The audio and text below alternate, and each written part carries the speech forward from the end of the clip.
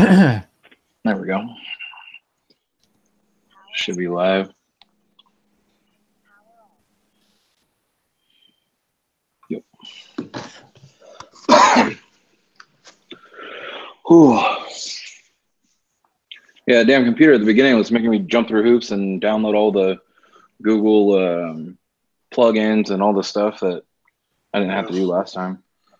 Look at this friggin' guy. Get the Halloween mask, scary shit going on. I'm just here to scare you, Jay. It's working.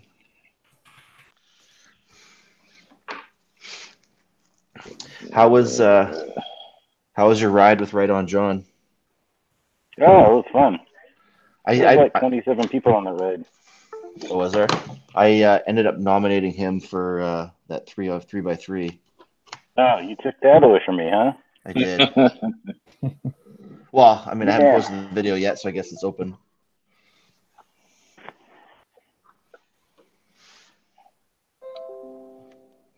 I don't know, bring up the what happens when Brian's drunk?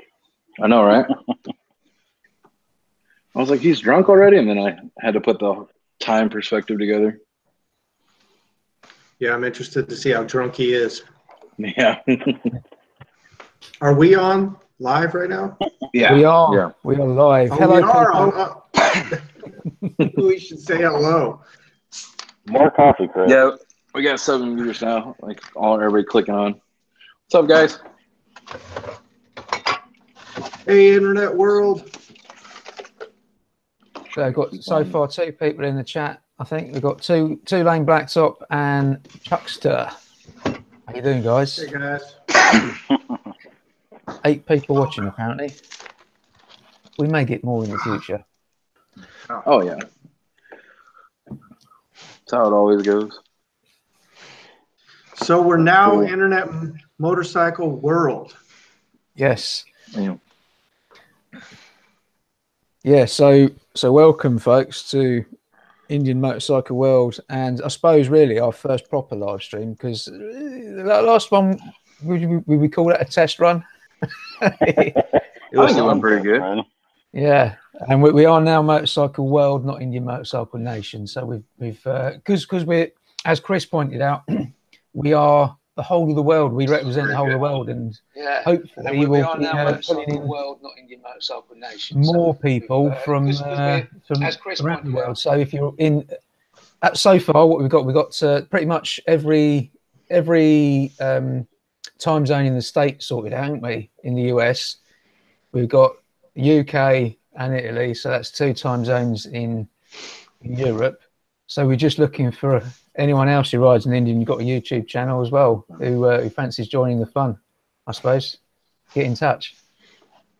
Yeah, we need somebody from Australia, New Zealand. That'd be cool. That'd be about 6 and 7 o'clock at night on Sunday in Australia now, wouldn't it? Yeah, they get it too easy.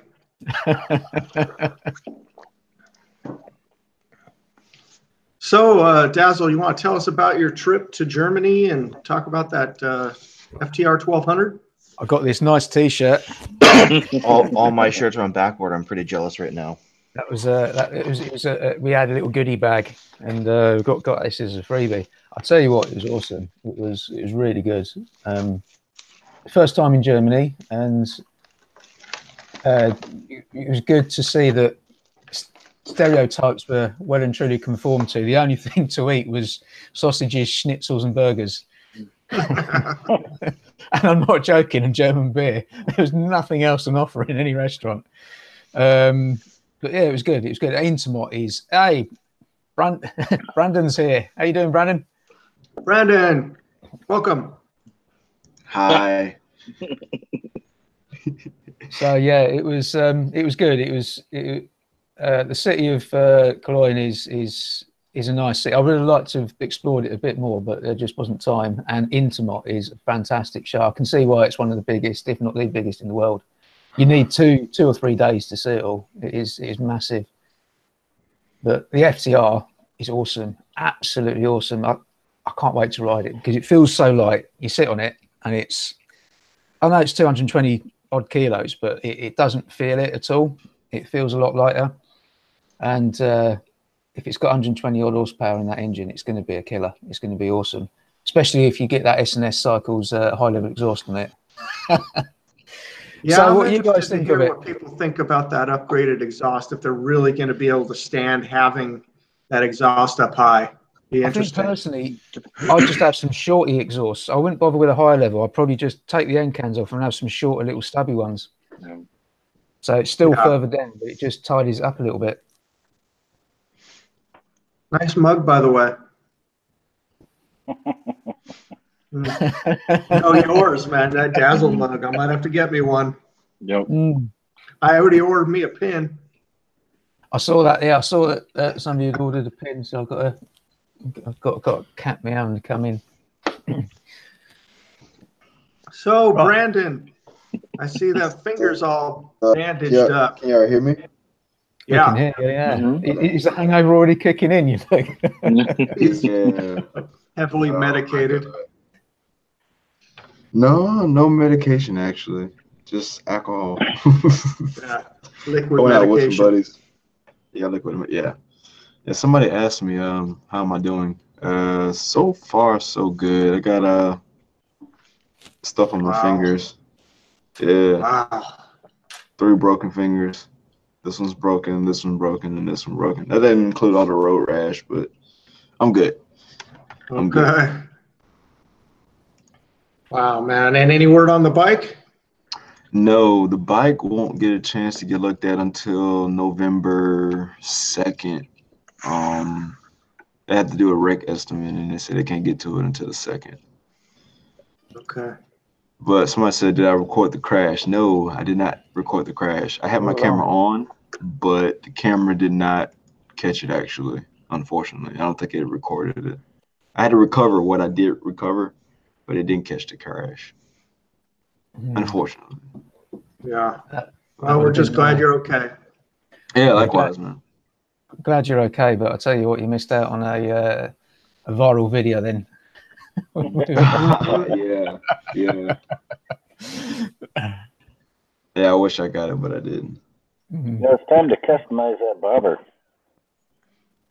Well, it's kind of complicated, man, because I wanted to actually fix it myself, but being that I already did the accident report, the insurance was going to know about the accident, whether or not I got them to do the claim or not. So had I not gotten them to do the claim, I would have been missing out on them fixing it for free, I guess. So I ended up getting them to fix it.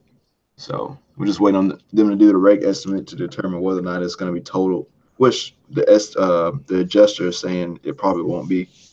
So it's just a waiting game. That's all it is at this point. I can't ride anyway, so unfortunately. Yeah. Man. So what else is going on with everybody? Nothing. I took a nap before I woke up before this. I think one of the biggest new news for Scout riders is that big bore kit coming out. I'm pretty excited about that. Wow, that thing is incredible. I'm pretty certain. I must have missed this. What's this about? I don't know. Has anyone done a video on it? No. So there's a big bore kit that's now out. I don't know how tested it is for the Scout motor. Well, I've heard it's also going to work for the 60 motor as well. Oh my god! Wow. Now I don't know if they've actually tested it on a 60 motor to see what kind of gains you're getting, but I think I'm going to wait just until they get some cams out and a little bit more tuning, and that will be happening. Now, see, that's going to be very interesting. What I'd like to know is if you go buy a Scout 60, put the big bore kit on it, is that less money than buying a Scout? Well, I mean, I think that's largely tested by Harley guys, because there's guys that get like the 883 and then they big bore it to get to 1200 or whatever. So the advantage for, say, like here in Canada, at least in British Columbia, is your insurance is rated by your CCs. So if your registered insurance is 800 CCs and you've got 1200, you're paying. I know how that works out if you get wrecked or whatever, but that's the big draw for guys. But I mean, the Harley stuff, you're probably looking at around $4 to $5 to really do it right. Now, is a 1200 that much more than an 833? I don't know. But yeah, because you can't just buy the big bore kit. You're doing headers, you're doing intake, you're doing tuning, you're doing butterflies, you're doing everything. I would imagine, like, why wouldn't wrapped you? around it? You'd have to. It's just the way it works. But I don't know. It's very interesting. That's a very cool kit. Yeah, so I know that at least for the Scout stuff, it's just jugs. There's no internal mods. There's nothing, and they're getting about a 30% gain. So that puts them around like what 120, 125 horsepower. Wow. So that's not too shabby. Finally, somebody's finally doing it. Yeah, and it looks factory. So I'm trying to push right on John to do it. Get him to do it first, and then come on, John. Suit. Yeah, I know he's on here. He was typing in earlier. So I sat on his bike today. He puts that in there with the tune. Yeah, it'll probably come off the back. So I mean, the seat has a little bit of lip, but not quite enough. What he's done to his bike, but you are leaning forward a bit on this bike. It is probably one of the best, from a stock perspective, because there's only so much out there. Like, he's done it right. He's done it beautifully. I really enjoy his bike, and maybe in the future might lean somewhere towards that. But for now, I think he's got one of the nicer ones out there. Yeah, people seem to like it today. I know some people looking at it. Mm-hmm. He's kept it blacked out, but sort of slimmed it down and reduced it. Yeah, he's just he's spent the money in the right places, chose stuff to kind of make it his own, right? He kind of, like the tank machine kit, there's not many guys out there, but that the tail lights and the turn signals he chose, the custom touches, changing the badging. Yeah, he's just done it very tastefully. Same with the wheels and tire combo he did. I like the 200 rear. It looks good. Yeah, that 200 is so nice. That's like the first thing I wish I could have done in my bobber, coming from bikes with bigger rear tires. Like, I don't like that small tire on the bobber, but he did so tastefully. Looks so good with the Avon. Yeah, because I got a 250 Avon on my N1 line. I'd be interested in knowing how much that changes the handling, having a wider rear tire. $3,400 later. Oh my God.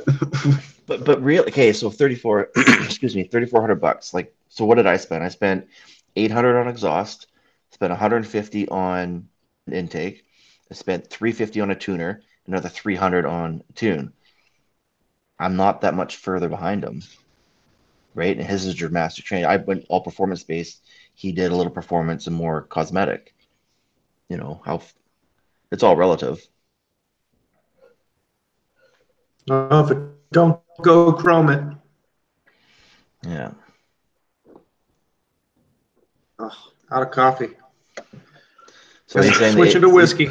He's getting more confidence out of those Avons. I mean, I wouldn't doubt it. My treads are pretty much gone, and it's time for a new tire. I think I'm gonna stick with the stock one, but Avons. I've been through 3 sets of Cobras, 1 set of Venoms, and 1 set of Cobras, and I've never had a bad thing about the Avons. Has anyone tried the new Bridgestone tires that are supposed to be pretty damn hot? No, which model is that? They only launched them earlier this year. I can't remember what they're called now, but they're apparently more like a dual compound, like sport touring tire. So you've got a softer bit on the outside and a little bit harder wearing in the middle. And they're supposed to be, from the reviews I've seen, it's supposed to be really good. But I can't remember what they're called. I'll have to look it up. Actually, I need to check my rear tire, man. I was spinning the back tire all yesterday. Every time I got on it, first, second, third. And I just put tires on that thing last year, so I'm going to have to take a look. Maybe I got no rear tire left. And Pirelli's. Yeah, my stock tire got real flat, so I got the Michelin Commander 2s because I'm dailying it, so I want all the mileage I can get. Plus, they handle fantastic, so I can't take a look at my tire right now. I'll be right back. There you go, a bit of safety consumer advice here on the fly. So let's have a quick look through the chat. Has anybody got any questions for us about anything, really? Somebody asked us who's going to do the first test ride on the FTR. Dude, when my sale guy told me that it was going to be there for the demo on the 6th of November, he's like, but there's no demo for that bike. You just get to look at it. And I was like, oh, yes. It sounds the same as us in Europe, because we're going to have pre-production bikes in the showrooms that people can sit on and feel the weight of and have a look around. But they'll be, because they're pre-production bikes, they're going to be disabled, so you can't actually ride them. I'm sure there's going to be someone who works their way around getting over the disabling part of it if it's just a case of plugging out a few connectors here and there. But right. At the end of the day, I think you guys will probably end up in the States, will probably get to test riding before us in Europe, because it seems to be historical that you get all the bikes first, because it's an American company. And, yeah, they're saying March for the ones that are already sold will be in the shop. So I'm guessing it won't be till then. Yeah. The girlfriend rides, and she sold her bike in the beginning of the summer, and she's like, "Oh, maybe I want to get into biking again." I'm like, "Well, maybe you can ride mine, and then I can buy the FTR, and then I get to keep both, right?" And I was like, "Oh man, the FTR looked kind of tall. The seat height. Did you feel that?" Short? No, I'm asking. No, I mean, I'm 5'7", and I've only got a 28-inch inside leg, so I ain't exactly. You know, you look taller on television. they say it adds height, don't they? Like at least yeah. And I thought you were at least 6 foot. Yeah, I'm 5'10".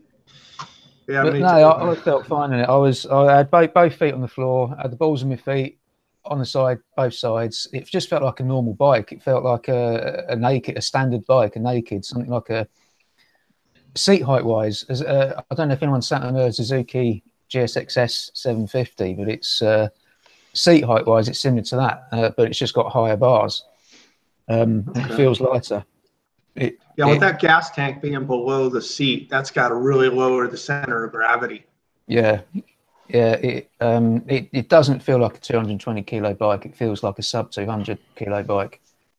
It really does. And I know it didn't have fuel in it. It was you know, it was dry when I sat on it, but yeah, it doesn't feel like it's gonna be heavy. And that's the thing. I mean, I've sat on and worked with jacked up Scouts that have been turned into flat trackers, and all of a sudden, all that really nice balanced chassis and everything on the Scout suddenly gets raised, and suddenly you start to feel the 250 kilos when you jack the Scout up, which is what I was worried about with the FTR. I thought if you're going to take the Scout engine as a base and then just lift it up a little bit, it's going to be heavy. But it's not at all. I think they've done a really good job. I mean, you've got the steel trellis frame on it. It's some 20-30% lighter than the Scout engine and produces 20 more horsepower. I think they've done a cracking job. I think this is brilliant. I really like the way the Indians feel in general. They just how well balanced. Even the Chieftain, 850 pounds, feels just nimble back and forth like nothing. Yeah. Mm-hmm. Chieftain felt so good, even with the 116 kit. That bike was a blast to ride. Yeah, it looked like fun. The one thing I noticed, I don't know for over there, Dazzle, the new Chieftain's selling better than the old ones. Oh, is it in the States? Interesting. Yeah. Like they had the white smoke one finally come in, and I went to go look at it 4 days later. It was gone. They had already went through like 4 or 5 of the Chieftains that were sitting there. That white smoke's a beautiful color. They have a white smoke 2018 when I got my bobber that's still sitting there. Wow. These other ones are just coming and going. In the UK, it's been the Scouts that have been the big sellers, and then when the bobber came out last year, that just flew off the shelves. And the touring bikes, the Roadmasters. Everything else, like in the Thunderstrike range, it sells well, but the Chieftain, it has to be the right owner. Baggers are not yet a big thing in the UK, at least. We tend to have either the smaller cruisers or they go for the big touring bikes, and everything in the middle is a bit more niche. So like my Indian Chief Vintage, that There wasn't a big seller, especially not in the black, but it tended to be guys going for the heritage, like the ivory and the willow and ivory colours, the red and cream with all the tassels and everything on it. That was the one that sold. And then the dark horse, but the chieftain has been a bit of a tough sale in the UK, I think, and I think it's going to be interesting to see how the new one goes with the reshaped fairing, because I wasn't too sure on it to start off with, but it's really grown on me. It really has. The more I look at it, the more I think, actually, I quite like that. Yeah, the bike as a whole, I love. I mean, I like it being a little bit different, but you can't deny that. At least my store, they're just moving, and there's 2018s just still sitting there. Yeah, and I was waiting for somebody to like maybe mark, try to get them to work it down since it's been sitting there so long. But even me, I'm like, I'd rather have all the new features along with it. Yeah. Plus, it's grown on me. And that seat is ridiculously comfortable.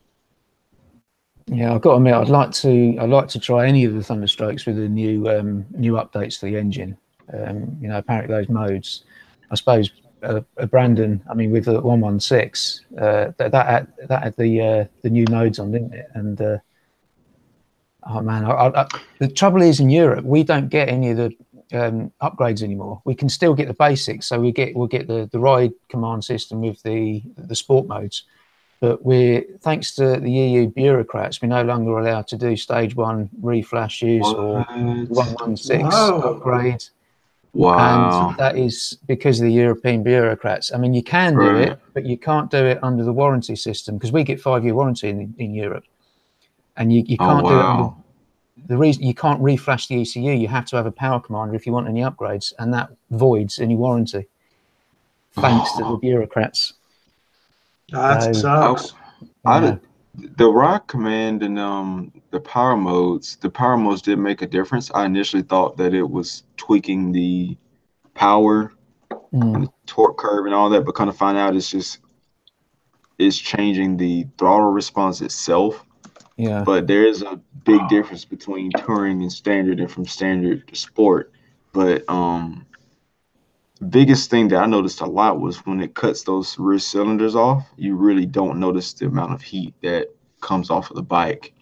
But the 116, well, the big thing for me was comparing the 116 to the 111 Springfield, because I felt like the Springfield was faster. I don't know the physics behind it, but it just felt faster. And apparently I wasn't the only one that had that thought at the demo. But the 111 Springfield felt really quick. I don't know what they did to that bike, but it felt fast. It was fast. Hey, Brandon, when that rear cylinder cuts off, is that weird? Does it sound weird, or? I couldn't tell the difference. Really? But what it does, I think there is a weird audible cue, but I couldn't tell. At least, I wasn't on the bike long enough. But what you could tell is when it does kick in, there's a little symbol on the dash that lets you know, that it is cutting on. But something occurred on the Springfield that didn't happen on the 116 Chieftain, was that it was cutting in and out as I was pulling the bike back into the demo, and it was kind of making the bike kind of jerk forward, back and forth, because it was like it didn't know whether to cut it on or cut it off. But the Chieftain didn't do it. Yeah, and I only encountered that when I was pulling the bike back in. So when I was trying to do a low speed maneuver, turning it back in, I felt like it was kicking on and kicking off. So there's some little stuff in there about it, but when it works really well. Like there's no heat issues when it actually kicks on. But for some reason, I felt the heat when I was moving. But when you're moving, it doesn't really matter. It's when you're sitting still, and that's when it really mattered. But I wonder if that's a tune. I wonder if that's a tune you can do on all bikes. I'm sure it could be. Yeah, that would be. I would appreciate that on my bike, especially sitting in traffic. I was gonna say, it probably could be. I was gonna say, is that something you guys think they need to do for the Scouts going forward? Oh yeah, man. When I'd love to have the option on mine, if that that cylinder deactivation on the Scout would be huge, because that was one of the big complaints I had, was the amount of heat that came off of the bikes and at a light. I don't know if you guys had it on yours, but on mine, I used to get thigh burn from it. I took when I took my daughter to school, the first day is always like everybody takes their kids to school on the first day, so and it's only one line going down the whole road, so it's stop and go, and I can't be the asshole to get in the bike lane with kids on their bicycles. So it was just like walking the bike for, I don't know, 35, 40 minutes, and it was just hot. Yeah. Smell my fucking thighs burning and shit. You cooking under there? Yeah, right through the jeans, man. I guess you guys are out for Death Valley. That's different. You got to keep the throttle going. Man, I'm seriously thinking. And Chris is going to have his AC helmet, so. Yeah, I'm seriously thinking about buying one of those for next year. I followed that video. This guy left a link on my page, and he rode into Palm Springs with it this past summer, and he said it absolutely works. So I'm thinking about buying one. Oh, so if I get one of those, I can make it to like 130, right? There you go. Add another 15 degrees, no problem. Deep fried meatballs. Hey, it's a software update they could push, but I don't know if the previous models are capable of it. But I'd imagine they could probably just do a software update, or just pay $500 or $1,000 for the software update to do it. But if it were, it would definitely be worth it. Like, I wouldn't mind having that, and then just like the sport touring. I know you want cruise control. Turn them off. Well, the biggest question that I have for the FTR is whether or not the cluster and the screen, or rather the digital gauge, the handlebar display and the gauges actually work on the Scout Bobber, if it's interchangeable. I thought that too. Probably that's something not, because they have ride modes. Yeah, it'd be a different ECU. If they have ride modes, yeah, it's probably a different ECU. Shit, yeah. Can the ECU go over with it too? What I really want is that front headlight on my bobber. Yep. I will, if it's under $500, I'll probably jump on it. I told my dealer that too. Yeah. What I've actually got is like I got the charger kit for the bike. It looks like it's a bit more recessed than the bobbers is. Like it's just like it sits more in. Yeah. But it looks like it'll fit either way it goes. There was a photo floating around where they took the nacelle off the headlight, so it's just the headlight like the bare Scout is. Ooh, it looked good. Oh man, that's what I'm wondering, man. Did they make the stuff interchangeable? I don't see why they. I mean, because the Scout always. I feel like the Scout bobber is rod by wire, right? Yeah. So I don't see why they couldn't have put cruise control on it anyway. I guess they just decided not to, but. It's probably a cost thing. Yeah, I try to strip it down, and they want to keep the Scouts cheaper so they can compete with. Because like I feel like that's easily a $300, $400 feature that many people would pay for. Because that's the biggest. I would love to have cruise control. Pay for it easily. Yeah, if they announce tomorrow cruise control on the Scout Bobber, I will buy it. I thought the 2019 Scouts had that now. No. They gave us USB for it. No, they got new colors and charging, USB charging. Yeah. Do the big bikes have cruise control? Yeah. All of the Thunderstrike bikes have cruise control, from the Dark Horse, Chief Dark Horse, right up. Why would they not put it on all of their bikes? It just that's the crazy part, man. But see, that's what I'm saying. Like, I would have thought that maybe the 2020 bikes, when they are announced, I would have thought that the Scouts would then have cruise control. I mean, if the FTR's got cruise control, it can't be that difficult to stick it on the Scout. Cost-wise as well, I suppose it's economy of scale, isn't it? The more cruise control units you're producing or buying in, or however they produce them, the cheaper it is. So you don't need to stick as much on the cost of the bikes. Hey Jay, yo, the kit for the charging, brutally expensive. I'm going to just say total waste of money. but I did it anyways. My dealer's getting one, and I told him I'm probably going to take it. I just he's like, I'm not sure on the install, and I was like, I knew you said it last time, and I was like, oh, Jay needs to put this out so I can watch his video and do it.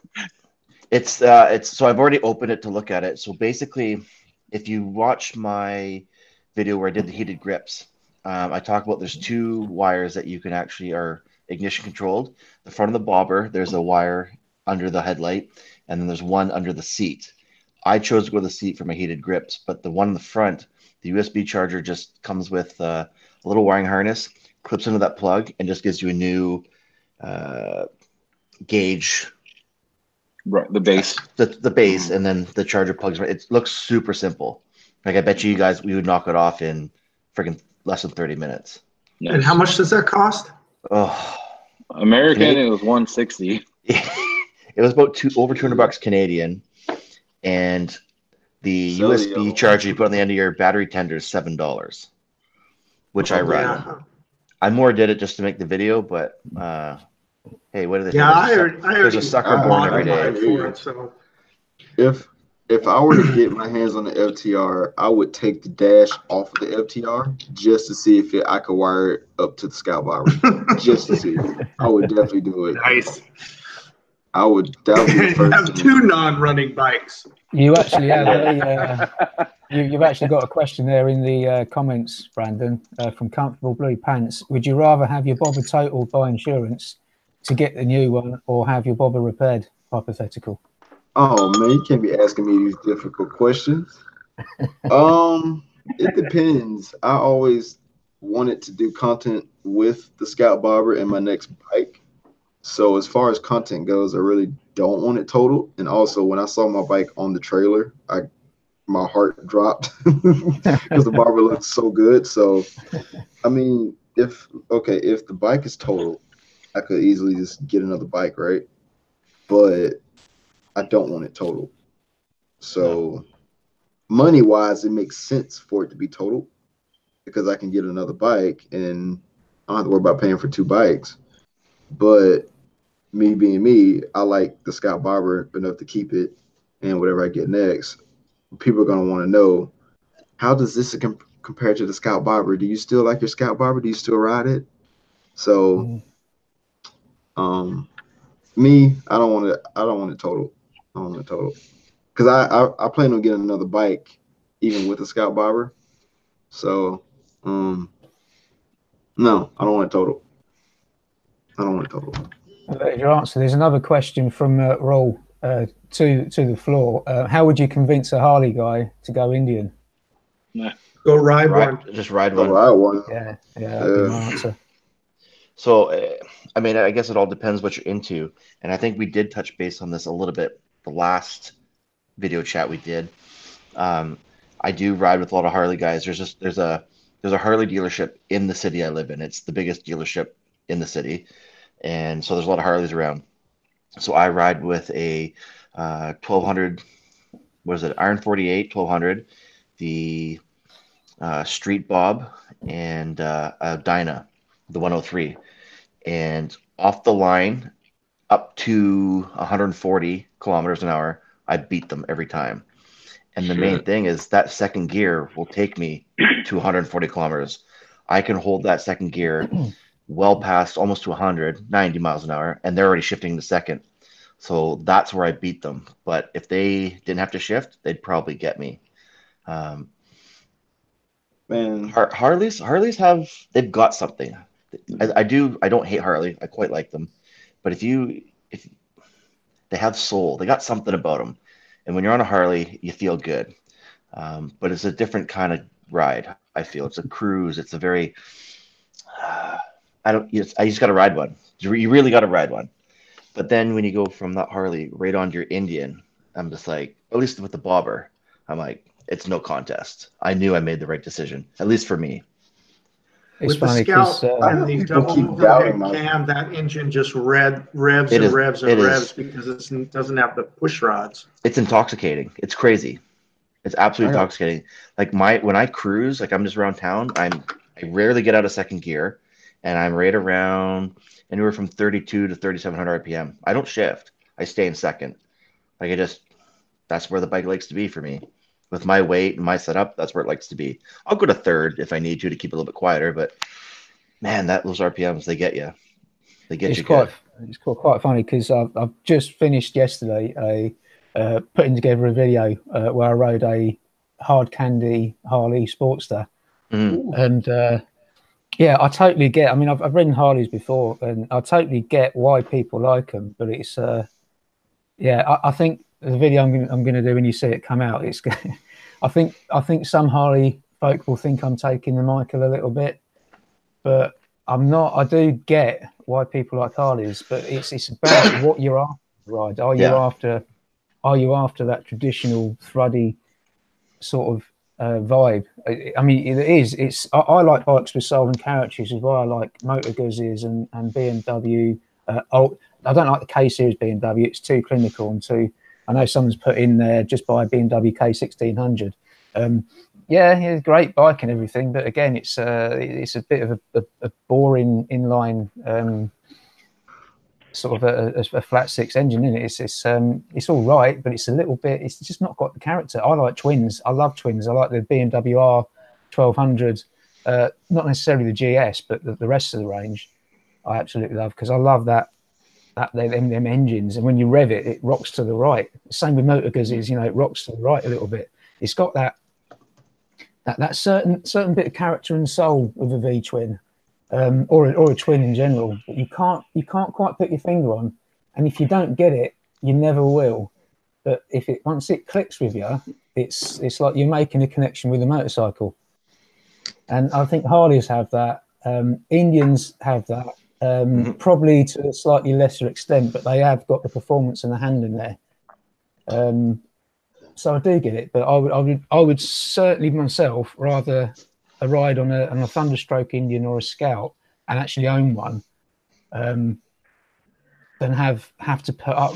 And I'd use this lightly because I'm not dissing Harley massively because there is a marketplace for them. But I tell you what, after riding that Sportster for about half an hour, after the initial excitement and the thrill of, oh yeah, I like this is proper old school. You got the rumbling through the bars, it's pulsating up your legs and through your buttocks. It felt good to start off with, but then after the initial thrill, I started thinking actually this is quite uncomfortable. And I think that's the difference. If you can handle that and you like that, great, go and buy a Harley because there's nothing else on the market at the moment that will give you that. But you've got to really enjoy it in order to go some distance and own one, I think, over, say, an Indian or another bike. It's always a competition with Harley where I stay because it's either you ride sports bikes and then you upgrade to a Harley. That's like the ultimate upgrade to that. And when they see me riding on an Indian or a Victory, it's almost like an insult.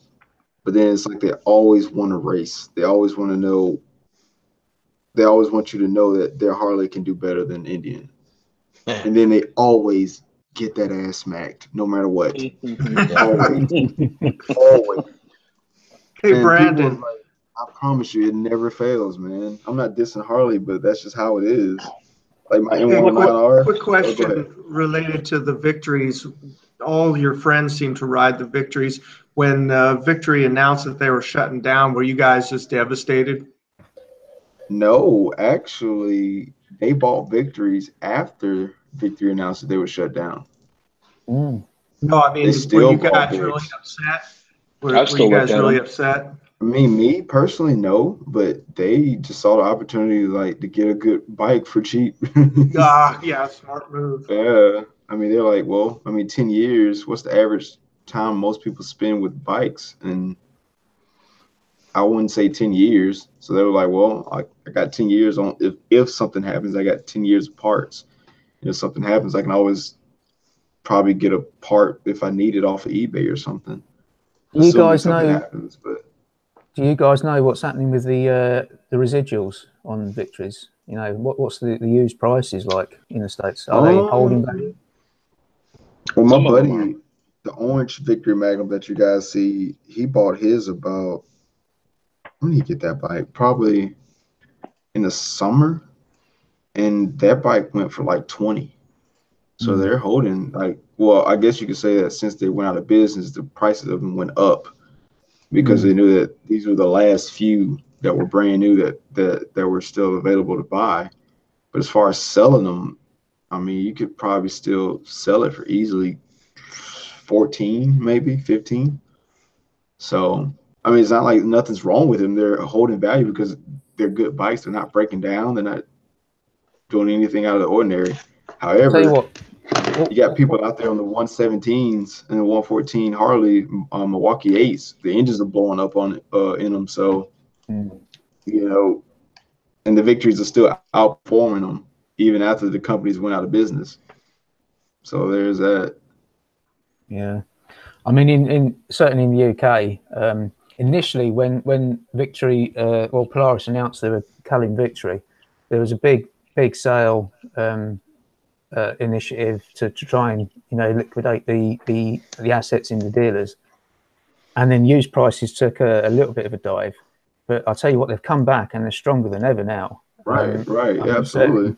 If you see a Victory up for sale in a dealership, any dealership, if it's holding its value and once it goes up, it don't hang around for long. People are snapping them up because they see that they are a potential future classic. And I think in 20, 25 years time, we'll be looking at Victory and sort of thinking, God, maybe I wish I bought one and just stuck it in the garage and took it out on a nice sunny day, just have a quick run out on and stick it back in its nice cellophane, air conditions garage. Dude, Victories are like unicorns now. Like they're special. But somebody just said Polaris is set to release quarterly financials Monday and Harley Davidson Tuesday. Anyone brave enough to make predictions? Somebody said HD sales down double digits, Polaris sales up single digits. I'm gonna have to go with that because I think Harley sales are gonna continue to keep going down. Yeah, they're gonna keep going down. It's just one of those things where Harley has been up so much, like it just makes sense. They just kept producing those numbers, and now that the market's starting to shift, it has no way other than to come down. It has to come down now that there's more competition and people are starting to shift their focus to other brands. That's just how it is. They're going to come down. Got to accept that. I think they've got to accept that. I mean, they've been. I mean, certainly stateside, but also in the UK, they've still been in the top 10 sales companies historically for quite a while. Quite a number of years. But there's a lot of competition out there now, and I think that they've had it their own way in their own segment for so long. I mean, even Japanese companies and European bike manufacturers are hitting their market hard, certainly in Europe. So Triumph are attacking them with things like this, the Bonneville Bobber, even the Thunderbird Storm and the Rocket 3 never really made a massive dent because they were sort of niche bikes. But certainly the Bonneville range is taking potential Sportster owners away from them in the UK and probably Europe as well. And you've got to look at what BMW are doing. They're going into the retro market. You've got a lot more companies now that are fitting that heritage market, but also updating things. So I think Harley have to accept that they're not. It's going to be. I don't think they will be able to hit the levels that they were in the past because motorcycling is moving on. I know another analogy really is if you look back at Suzuki 15, 20 years ago, they were dominating the European sales market, absolutely dominating. Now they're not. They're absolutely nowhere. The four major Japanese players, they're sales-wise, they're right at the bottom. Then think that they sold less last year than what Harley did. So it swings and roundabouts. It's just one of those things, man. I hate it. I hate to see it for HD, but when you've been producing those numbers for so long and investors are expecting you to make those same numbers, and now all of a sudden the market shifts and you haven't, like Tulane said, there's nowhere to go but down when you're on the top. And that's probably why companies like Suzuki, because I criticize Suzuki for not making new bikes and not refreshing the N109 line and all that. But honestly, today I saw somebody buy a brand new N109 because I mean, there's no point in them changing it up if people keep buying them, you know. So they don't want to put the R&D into it and spend the money because they already know that they're probably not selling as many bikes as they used to anyway. But yeah, Harley, man, they're used to those prices, and people just aren't spending that as much as they used to anymore. Like 30 and 40 grand for a bike is outrageous now. Like, nobody's gonna spend that, or at least a majority anyway. It's just, but you could spend 25 grand and get you a chieftain. The base one. A base one, yeah. Yeah. I was like, I want the expensive one, of course. All right. Can't see chat. So, have we got any more questions in the comments? I'm just talking smack right now.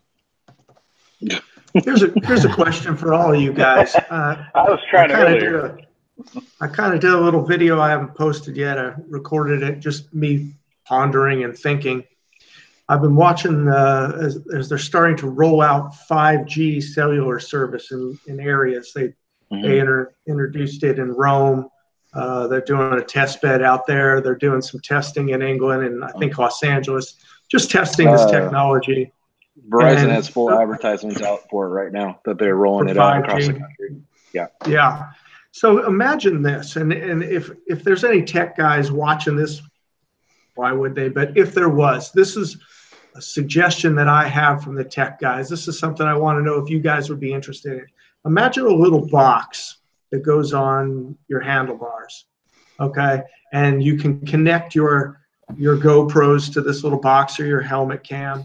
And this little box has a SIM card in it that connects to your cellular account, or you buy a special SIM card for it. And as you're rolling down the highway, you can choose 3 buttons. Say you have 3 cameras connected to it. So you're live streaming and editing at the same time. So you're rolling down the highway, choose your helmet cam, choose your face cam, choose out the front cam, and you're streaming live 5G to the internet, live video, moto vlogging. Would you go for that? You know, they'll know exactly how uneducated we really are. We can't edit. You can't edit it, but the GoPro, the new 7 does live streaming straight out of the GoPro now. Really? I guess it goes through your phone when you live stream it.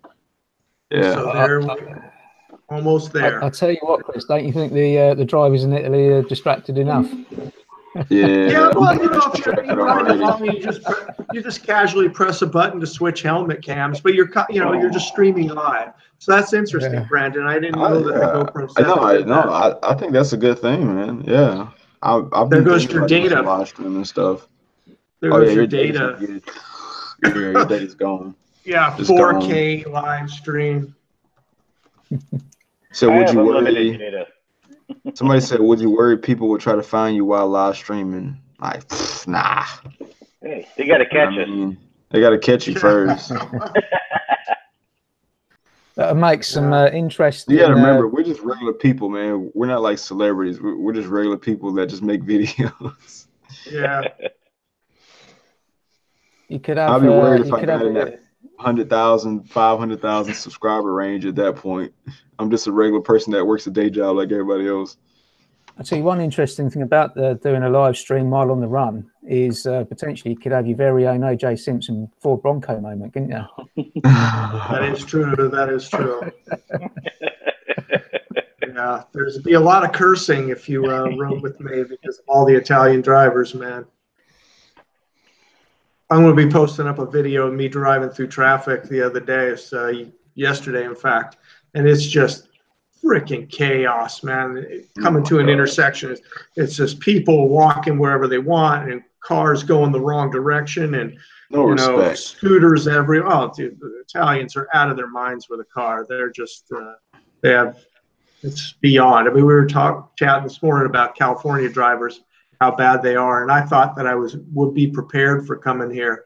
And California, dude, times 10,000. I mean, it's not something I could explain with video. It's something you would have to see in person, how absolutely insane. These people are, and I mean, there's just no explaining it. You'd have to see it. It's chaos at all times. It's terrifying at times. But are they slow? They're everything. There are people on the freeway doing 20 miles an hour, and I'm not joking. And then there are people doing 120 miles an hour, all in the same space. Tomatoes. Or when you're driving up on them fast, just throw tomatoes at them. They're completely oblivious. You know, because this is their daily life. You can't offend them on the road. Okay, there's no road rage. There's no road rage. They don't get upset at each other. They don't get mad. They're not paying attention. It's 100% people on cell phones. 100%. The only people who are not on a cell phone is like Granny, who's 100 years old because she doesn't use it. Everybody's on a cell phone. Scooters, they're doing this. You know, I mean, it's absolute chaos, man, and it's probably the worst part about living here. I would say it's the thing that and the garbage on the road. Wasn't Nikki? It was Nikki Hayden who died the other year, wasn't it? In an accident. That was in Italy, wasn't it? I'm not sure. It's chaos, man. It's absolutely the part of it that brings me and my wife right to the edge of what we can tolerate. And you know, we're constantly, you know, you leave the house, we stay in the house and we're fine. We leave the house and come back after an afternoon and we're just like, man, I gotta get the hell out of here. We gotta move, you know. And that's the part that definitely is ruining the experience of living here is the drivers. My wife just totaled the car here 2 weeks ago. Somebody slammed on the brakes in front of her, and two people slammed on the brakes in front of her, and you know, got involved in a multi-car. Car's totaled, getting screwed by the insurance company. You know, the whole 9 yards. So they're all blaming somebody else, and it's just like at all times, you know. So yeah, the driving in Italy is not fun. But I try not to post that stuff up in my videos. I try not to post up highways full of garbage because there's a lot of that. But yeah, Italy. Whew, man, one of my favorites of yours, Chris, was that one where you posted that picture of the you was on the freeway and had the building actually overhung the freeway by 12 inches. Yes, I just drove past that. Coming back from Sicily, I got in that lane and I filmed that, and you can see it, man. It's definitely overhanging the freeway. Like, push your house out the road, please. Just push it out the way. Could you imagine just sitting on that balcony having a cigarette and you're literally, you know, a foot from buses going by? That's crazy. How high up off the road is that? It's about 6 feet off the ground. Oh, so I could ride under it. Up to here. Get by up to here. I could duck. Right on. Yeah, I'd do it. Question. Somebody said, do you guys watch those bikers versus crazy people videos? I mostly see bad behavior from the bikers. What are your thoughts? I usually watch them thinking the driver. I was like, it was years ago before I started riding, like 10 years ago. And a biker's in his own lane. Tahoe came over, no traffic. Brand new 07 Tahoe. This is back in 07. And that biker took that dude's mirror clean off. And I was like, yep. Now you got to spend like $700 at least to replace a mirror on your brand new Tahoe. And then I think most of the time they deserve it. I had a police officer in a brand new Explorer. I thought he was going to pull me over. That was not far from my house. He went slow. I thought he was going to whip around and pull me over. And he just pulled in front of me when it was my right of way. Most of the time they don't give a shit. And if it wasn't a cop, then I wouldn't mind taking his mirror off. I deal with that 100 times a day every time I ride. It literally, if they can put a car somewhere on a sidewalk, going the opposite direction, scooter, same thing. If they can get there with the vehicle, they're going to do it. You know, yesterday I'm sitting trying to make a left, and there's a semi truck making a right coming down the same street. And although I could have gone out and made the left while he was making the right, I knew that the guy behind him was going to pass on the wrong side of the road, and he did. blindly on the outside of that truck. There was as I was starting to edge out, a car came around the truck right through the intersection. Okay. And I mean, I deal with this every day. If you think about the worst driver you see in a month, that's 90% of the people that I see every time I'm out on the street. It's insane, man. You're making me feel insane. Yeah, man. California is not as bad as I thought. It's not as bad as I thought. When I go home to like Kingman, Arizona, and I'll ride around my brother, and he's just like, "Sorry about the traffic, dude," and I'm like, "This isn't fucking traffic. You're crazy." Yeah. I had a lane split. I had a lane split quite a bit today to get to where I was going. I think I scared someone too.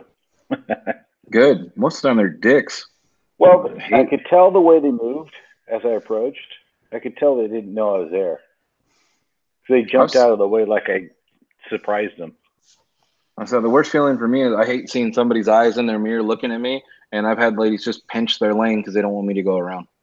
Oh, wow. It's legal, bitch. I'm allowed to do this. Like, I'm just trying to get home. Fuck. Yeah, I've had someone sort of pinch one of my friends a little bit, and it pisses me off. But that happens once in a while. I will say that the Italians get out of the way. They know that scooters and motorcycles are coming through, so they will move over. In California, they absolutely try and prevent it, and the drivers will try and cut you off, and that's so not cool. Do you think it's a cultural thing? Because it's not been legal to do lane splitting for that long in California, has it? Do you think it might just take a little time to educate the drivers?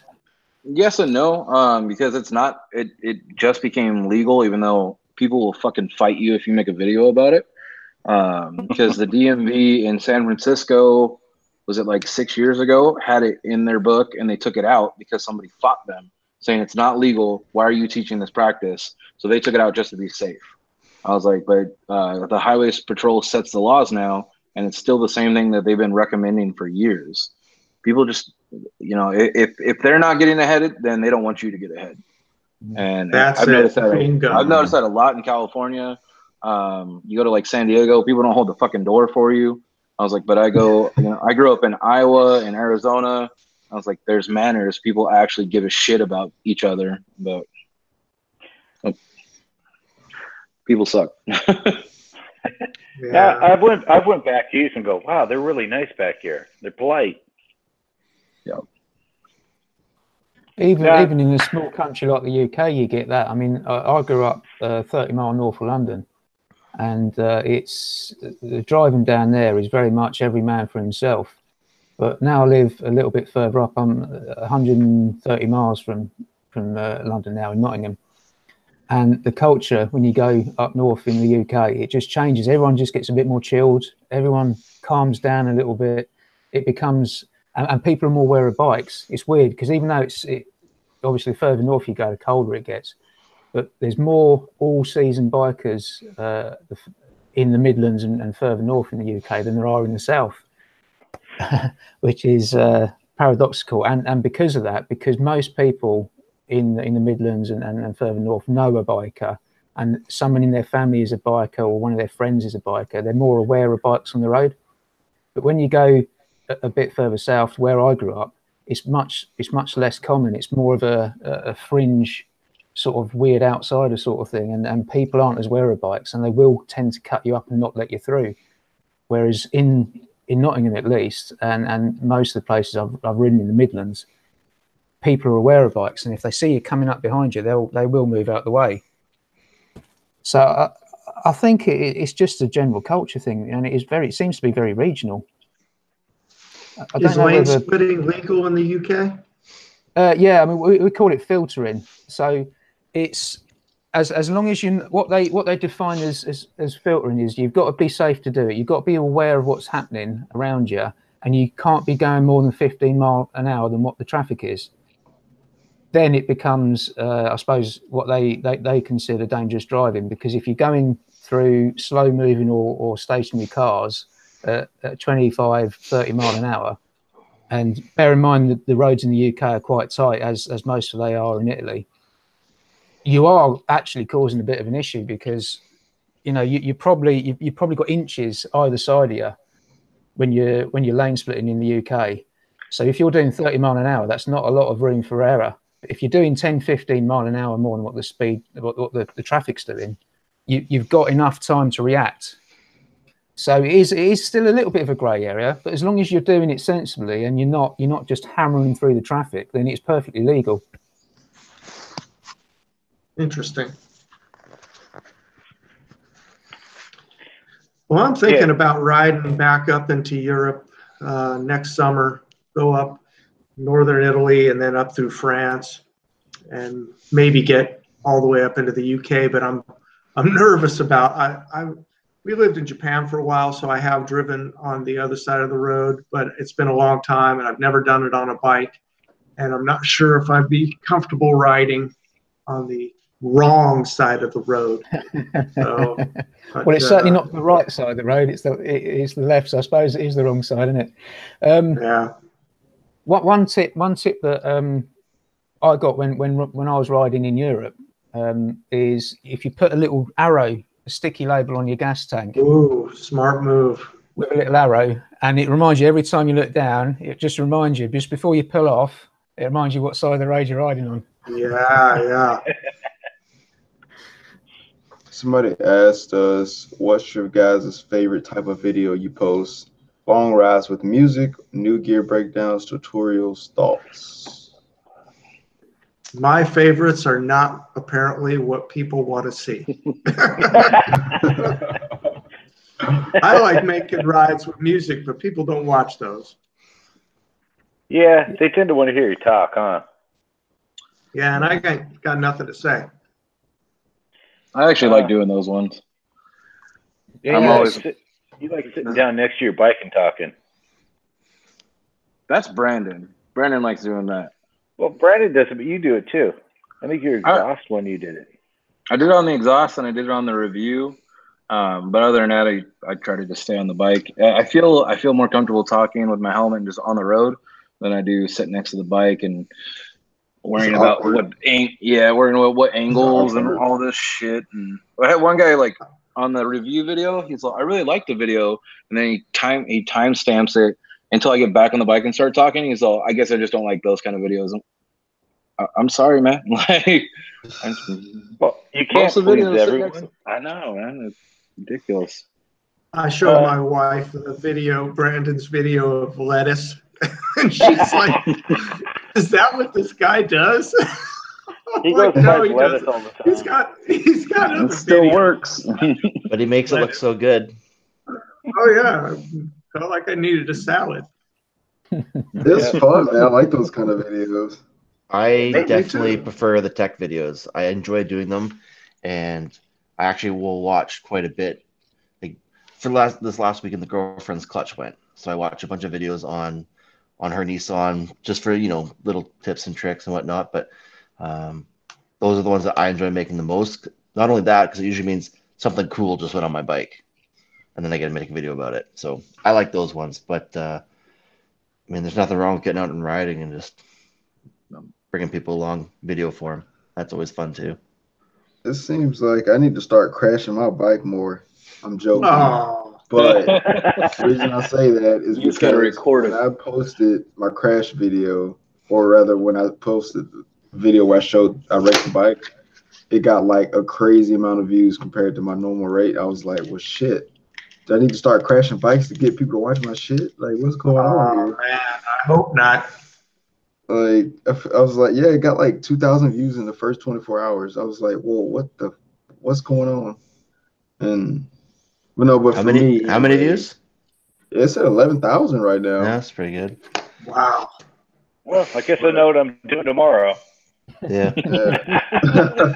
No. And the view count up. Actually, my favorite videos are I like doing home movie style videos. They're not polished, but they focus more on like the editing and the ride. As I said at the beginning of the year, I wanted to focus more on the ride itself and try to make the video seem like you're right there. So that's what I like to do. It doesn't get as many views, but it's a lot of fun for me to do. So I tend to pump them out easier. Somebody said, "Thank you. Why do you still have the M109R? Is it an afterthought compared to the bobber?" Well, I still got the 109 because my lady likes to ride, and that's the only bike that I got that I can do two up on comfortably. I'm probably gonna sell it this next year, so I don't really know. I don't ride it as much, but it feels like a chore riding it now compared to the bobber. But now that I don't have the bobber, I can still ride it whenever I can get my fingers back together. But at some point I'm going to sell the 109, which makes room for the FTR. Yeah, man, exactly. It's funny you say that because but when I go to ride my Aprilia, it seems like more of a chore than the bobber, but it's fun still. I just have to be more careful on it. Yeah. Speaking of riding, we're coming into fall here. What's for you guys, like maybe not you California guys, but you can chime in. Does your riding season end, or are you like so I went out riding yesterday, well, sure, we'll call it yesterday. It was 5 degrees Celsius in the morning, which is what, like 40 maybe, and in midday it was up to 18, which is like probably mid 60s, high 60s. So there's big temperature swing. Are you guys gonna ride all winter? What does your winter look like? Fuck that! I'm just getting started. Hey, really? What's your climate like right now? The lowest right now it's like 50s, but the lowest I've ridden in is like 23 Fahrenheit. That's too cold. And I kid you not, I left my neighborhood, got to the first traffic light, and my hands were frozen. They were numb. You got to get the heated grips, man. I'm telling you, it's awful. Amazing. Yeah, it was bad, but it was fun though. But no, I think on a good day, I could do 30s. I could do it, but my commute to work is only like 10 minutes, so I could easily do 20s or 30s for a quick shot to work and back. And does your municipality or your township, whatever, do they salt the roads, or are they just kind of? Oh, it doesn't snow here often. No, it snows here maybe once a year. Yeah, so when it does, they put dirt down. They don't put salt. Okay, yeah, same. They don't use salt where we're at either. Mm-hmm. No, we slip and slide everywhere. We don't know how to drive in snow. Same thing. We'll get, even though I'm Canadian, at least on the West Coast, we'll get snow maybe 3 times in the winter. But what we do get is a shit ton of rain. So yeah, I don't ride rain. I'm not into it. So you might get out once every 2 weeks, from about November till March, really. If I'm not mistaken, a lot of my content last year actually came during the winter. Yeah, mine did too, because that's just I had the bike then, right? So I don't mind riding in the rain, but around here in Naples, the roads are in such bad condition with massive potholes, and they get really, really tore up during the winter, and they fill up with water. You can't see them. And also because we're right by the ocean, as the water comes down through the drains, it pushes the manhole covers up. So sometimes the manhole covers are off. Oh yeah, sometimes the manhole covers are off. Terrible, dude. Oh yeah.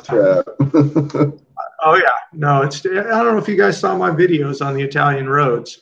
Yeah, they're terrible, and so I don't ride around here in the wintertime. I don't mind riding in rain, but just not around here. So how do you get over the manhole covers? You bunny hop? Looking at BMX bike? No, sometimes literally you're driving along and you hit them in the car and slam them back down. Oh man! I have literally driven by and seen a broken manhole cover where it's a half a manhole cover and it's an open hole.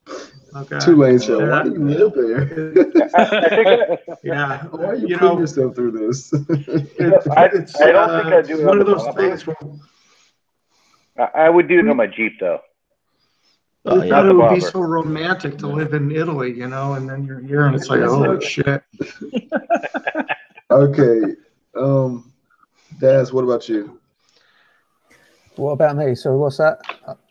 Well, I was away for 2 minutes, so I went to get your riding season. Does it end with winter, like climate, road condition? Yeah. Well, normally what I do, because I've got a Kawasaki ER6 as well, which is my donkey. It's my winter hack.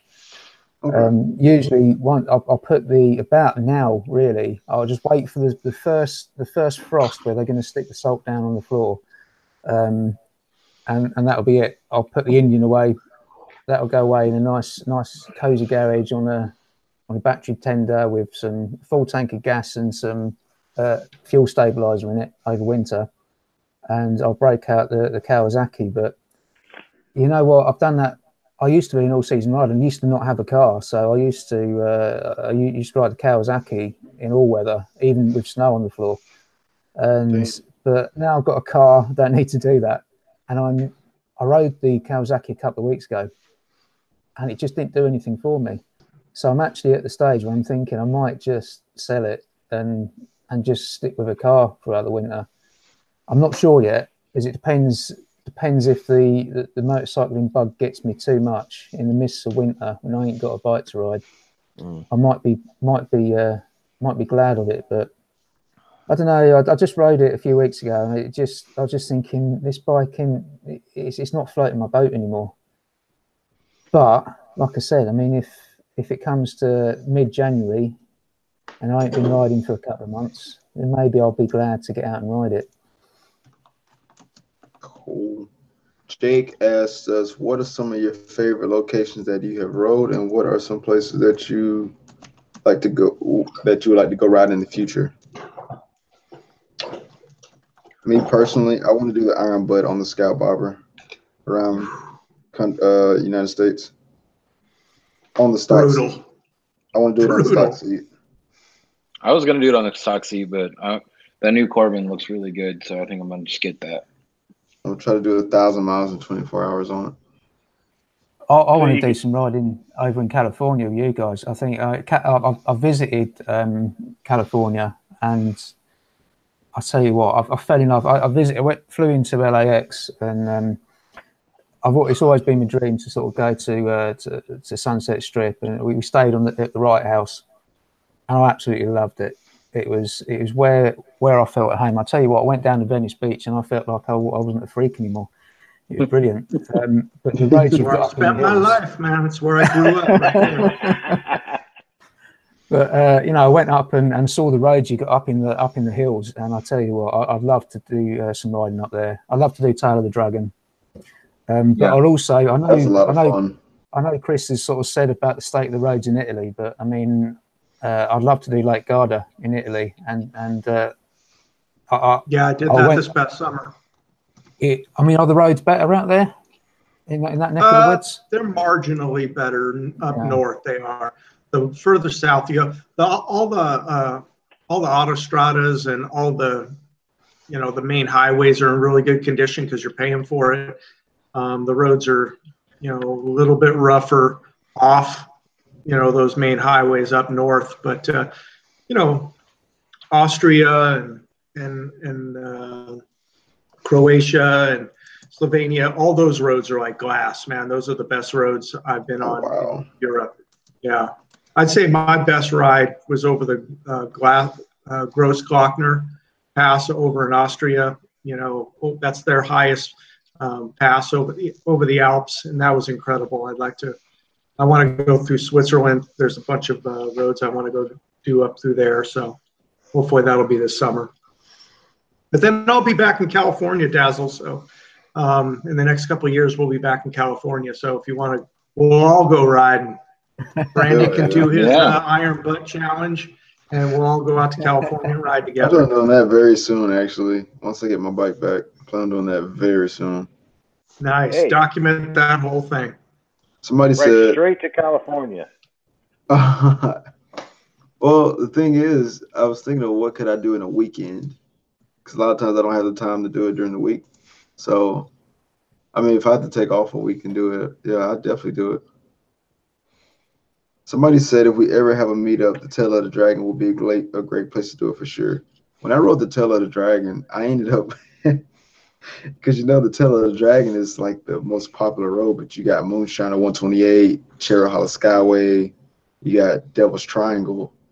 I wrecked my bike on the Devil's Triangle. I got that actually on video, and I never put it on YouTube. I think it's time to get them big. Yeah, some big numbers. Yeah, get a lot of views with that. I never put it out there. That I don't know if you guys noticed, but there's a scratch on my N109, the right side of the tank. That's where that scratch came from. Is from that wreck. Yeah, so I got to go back and conquer that. So another comment there says, "Come to Scotland and do the North 500." I think it's the North. Is it the Northwest 500? They call it the North Coast 500. That is become quite a popular ride in the UK. It's if you do come to ride in the UK, apparently that is now the ride to do, because it's supposed to be amazing. I know a few people who on Roadmasters and things who did it this year, and they said it was the best riding they did in the UK. It was amazing. But another one is that's my list for next year. Yes, and come past Nottingham and I'll come up and do it with you. Oh man, let's do it. Tulane said, "Did I contribute any parts to the Tree of Shame?" So if you guys don't know what the Tree of Shame is, at the Tail of the Dragon, they have this tree where when you wreck your bike, you take the parts and you hang it off the tree. But I didn't actually wreck any. Well, I wrecked, but I didn't lose any parts. Basically, I was following the person in front of me. They took the curve kind of wide, and I followed them and hit that same wide angle, and ended up hitting like a mud patch and lost control of the bike. And like it was at like 10 miles an hour. The bike just went like, pfft. I was like, well, damn. Almost went off a cliff. Oh well. But no, like Tail of the Dragon is a beautiful place, man. It's an experience for anybody that rides. It's a fantastic. It's like not even the dragon. It's just getting to the dragon and seeing all that water and the dam, and especially if you go during the fall. Oh my grief, it's a beautiful place, man. It is insane. It's probably like the best place we got here as far as riding, I think, anyway. Next to like Grand Canyon or Route 66. I also want to ride Route 66 by bike too. Yeah, me too. I wanted to do that. Yeah, the Grand Canyon is cool. I did the Grand Canyon in Vegas. I want to do the canyon and Highway 1. I want to go up Highway 1, and I want to go to Hawaii and go riding over there. Has anyone done Yosemite? I went to Tioga Pass, but not into the valley though. Somebody said, "What's your first oh shit moment on your Scout?" Night 1. Come on. I had a moment where I was riding to work, and there's a spot where you're moving, right? And then you're at a yield sign and you got traffic coming this way. Well, if you go ahead and hook straight over, you can kind of beat the traffic. Well, I took the curve kind of hot, and I had the bike lean all the way over, and I felt that little back tire kind of kick out. That was my first time. Like, oh shit, okay, I'm not on the N109. I can't do this anymore. So that was mine. I guess I maxed the lean angle out on the Scout, and you feel that kind of kicks out on you. Yeah, that was mine. Don't tell the wife this, but I had a similar moment not too long ago when I was doing my my Northern Peak District videos. When I nicked a Scout and did that, I had a very similar moment where all of a sudden this corner tightened up a lot more than I expected it to. I had to bank it right over. Yeah, it happened. Yeah. You know, it's funny because when I ride the Scout, I worry about going too fast in a turn because I don't feel I can lean as much as I can on my Aprilia. But the Aprilia, I know I can lean as far as I want, basically. Yeah, that's a sport bike, so you should really be able to get that thing over. Yeah, it can lean way over, and it's like, on the Scout, I'm a little cautious about it. Yeah, I drag. Yeah, I drag. Yeah, me too. It's fulfilling though. It's a fulfilling drag. It's not like oh snap, I'm about to like die. But if you even though you're hitting that peg, you can still it still has more to go over. That peg will just bend out some. I drag the tailpipe on the right side. I don't want to drag my new pipes. So I don't have feelers on the choker machine pegs. I don't have feelers. I've hit them once. That's it. The term sharp, I just sort of slow down. But if it's like a long sweeper, that's no fun. I know. I hear you drag them all the time. You also went what, 115 in your bobber? No, I went 115. Didn't you say 130? I went about 130 on mine. I got that on video. Actually. Yeah. How did you hang on at 130? And they had more to go. It was just like that's. Oh it. Yeah. What's 200 kilometers in miles per hour? I have to look that up. I did 200 yesterday. 130? 200? Yeah, 120, 130. Somewhere. See, if I want to go fast, I'll hop on my Aprilia. So I got up to 140 on it the other week. That's probably why I don't ride as much. I gotta admit though, man, even though 130 sounds kind of crazy on that bobber with that tiny tire on the back, but it's smooth. It's 125. Smooth. 200's 125. Like this ain't nothing until you hit like bad road. Going fast on the bobber, it's like you start hanging on at like 105, 110. I'm like this. Yeah, you gotta have some meat hooks, man. Yeah, but with the Aprilia, because the sport bike with the fairing, 140 didn't feel bad at all, and it had way more to go. What is it? A Tuono? No, Aprilia, RSV Millie. Oh, 2000. Okay. Yeah, it's a big V twin. It's a bit of a beast. Oh, I bet. As soon as I hit 100, I slow down. How many cc's is the Aprilia? 998. I'm probably pushing about 135 horsepower, roughly. Okay. Dude, that's just sort of an estimate. I've got a good slip-on that's pretty open and a different EEPROM chip in there. I couldn't imagine 130 horsepower on the Scout. I'm sorry. Buddy, I'm into it. I am into it. You just fucking tires on it, man. I don't think the stock tires could handle it. Speaking of can't handle it, question for you guys: you get any clutch slippage issues? Nah. I was slipping the other day. Apparently, that's to do with the tightness of the clutch cable. Yeah. If you're getting the clutch slippage, it's the same with the Victories and the bigger Thunderstrokes. They really like a really tight clutch cable. So if you're getting that, tighten up your clutch cable, and that should sort it out. Any oil leaks for you guys? Nope. Yeah, not an oil leak at all. Nothing.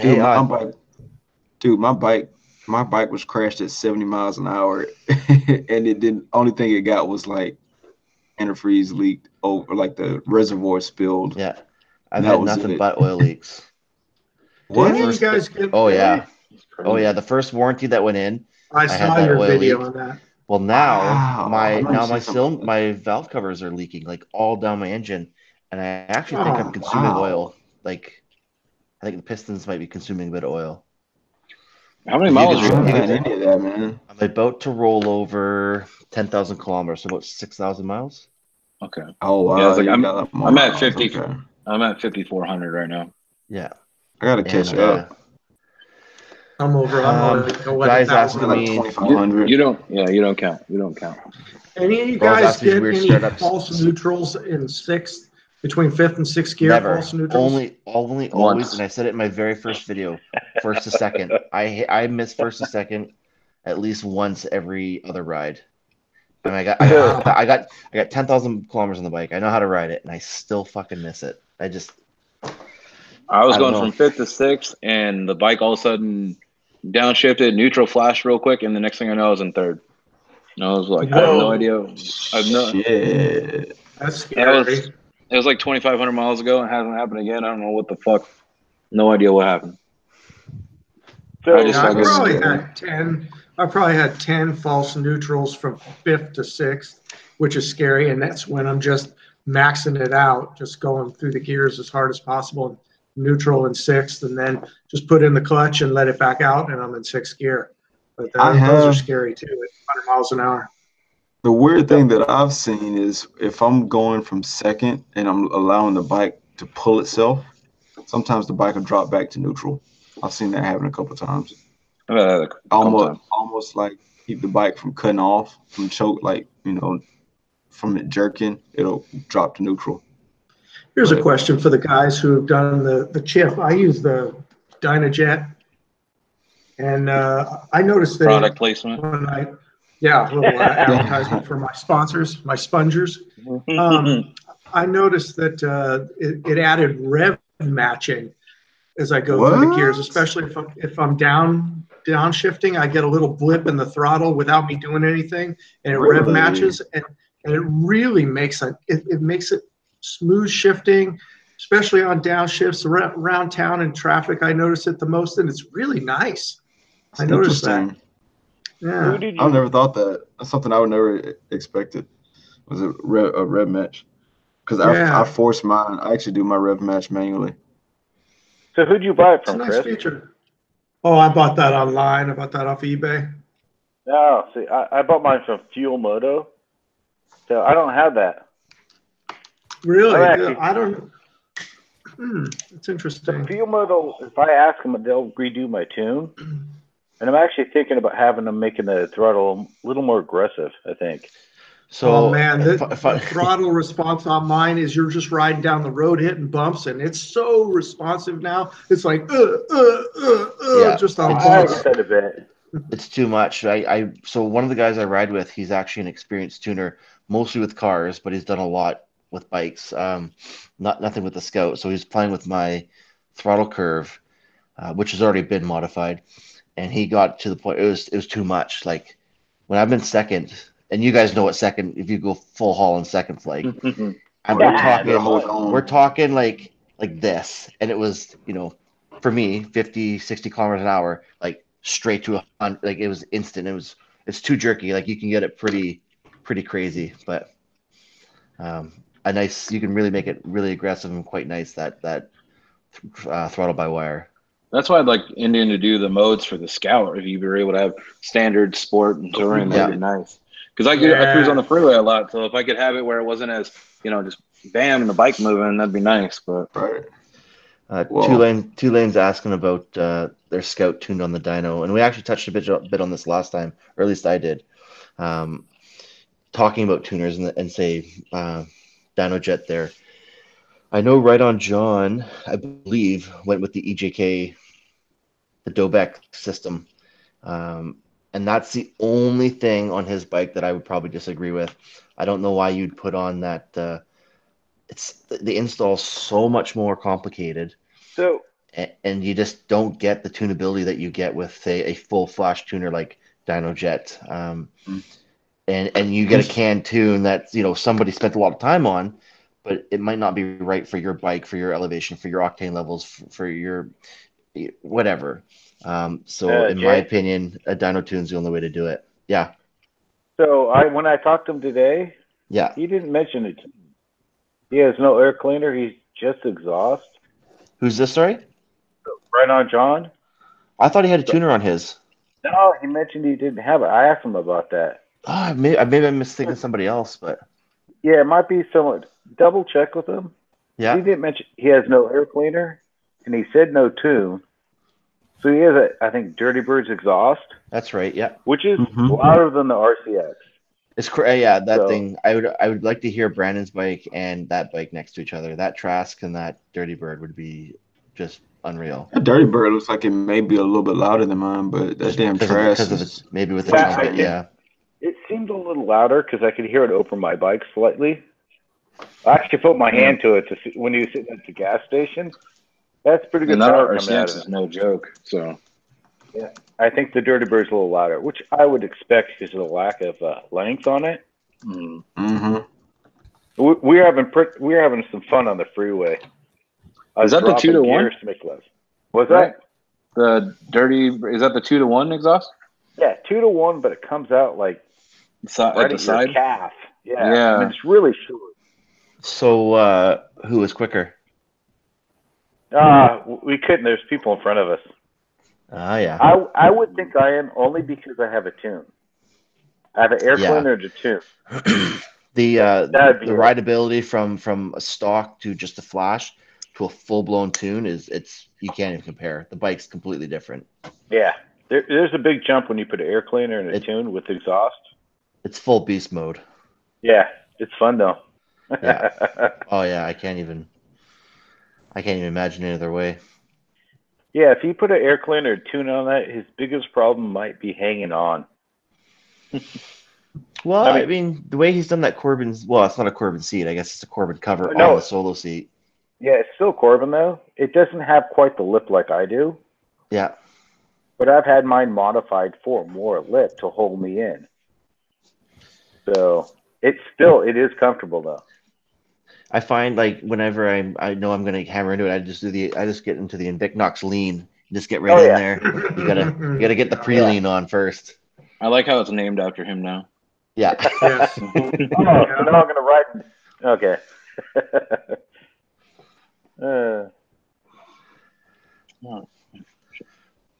So, anybody else got any big mods coming up for the next little bit?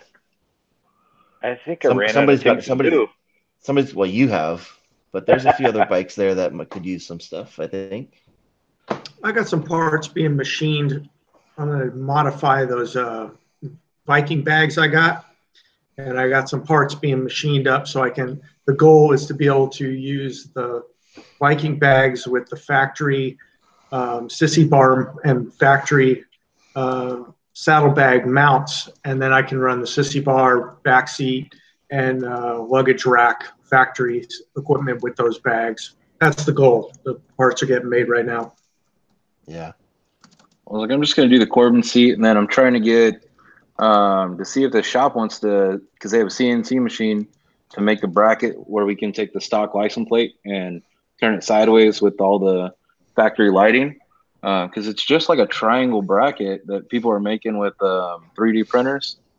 I told them, I was like, I'll bring the bike over, let's get this working. I was like, I'll put it out there, tell people they get a discount for, following me and connecting to them or whatever. So I'm hoping that actually works out, because I like the way it looks and it cleans up a little bit of the measure from side to side. So I have a question for you guys.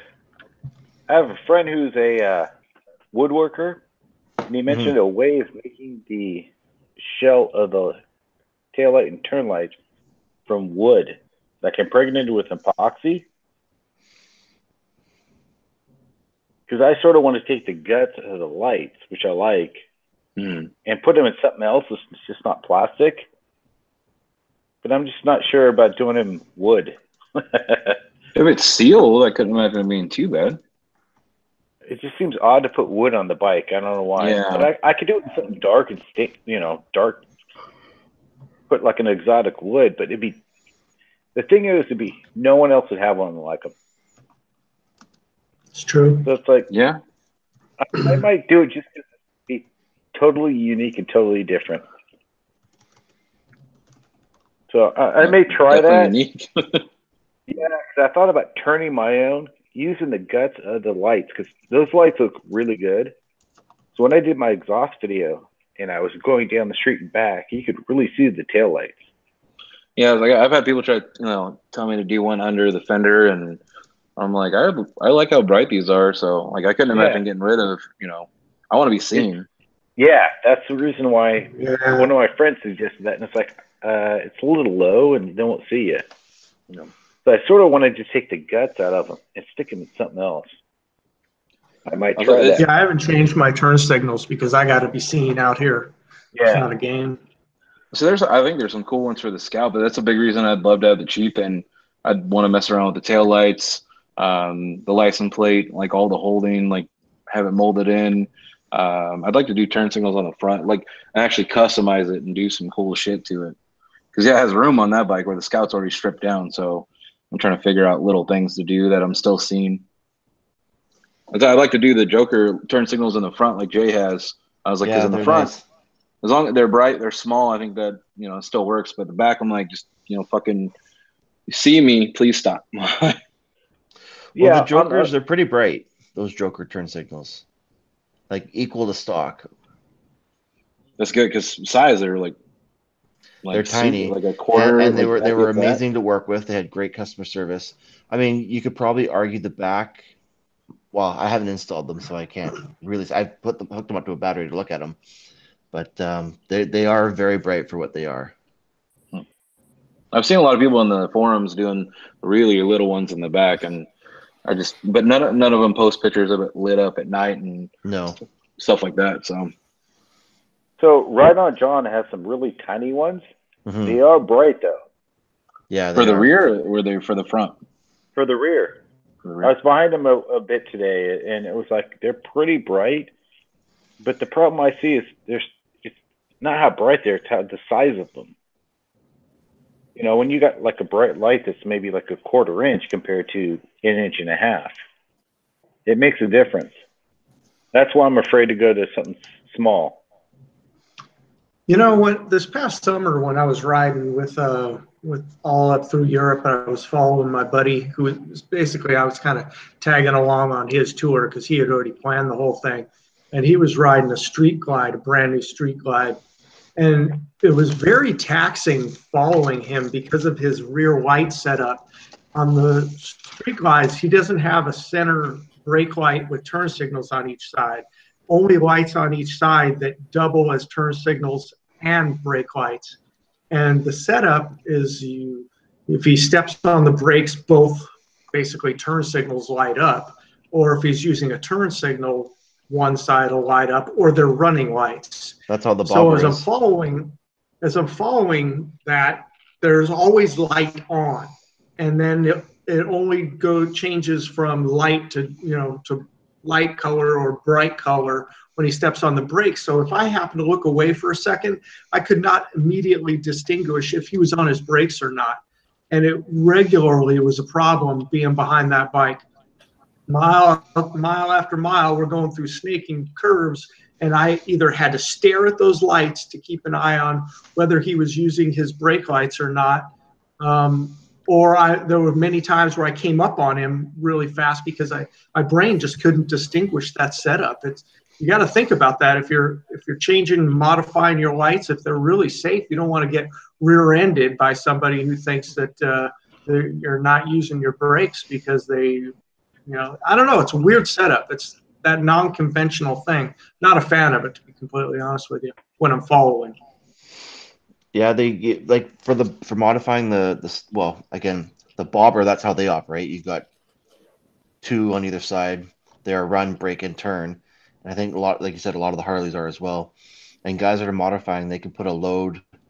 I could be totally talking my ass here, but a load intensifier in, or a load equalizer, and what it does is cuts the load to the LED at 50% or whatever resistor you choose to dim down that run light. And so when you step on your brakes, you go to 100% and you're really getting that light differential. Because I know guys that have modified with the bobber on the CAN bus system, they're having that issue. So they've got an extra resistor in their install and it kind of takes care of it. But yeah, that's good. the guy that I ride with or have started riding with, he's got that Harley, and same thing, he modified his, and they're wicked bright running lights and even brighter brake lights, and it can be difficult to distinguish, and it's just like in your face all the time, especially riding at night. So what I've read so far is that the bobber has two negatives and a positive. Yeah, and it's a relay, I think, is what they use. I think they use a relay and another connection to a positive or something. So I think it increases the voltage, so it's brighter. Mm-hmm. I'm not sure on that, though. I think Joker Machine sells something they call it an intensifier, though. Yeah.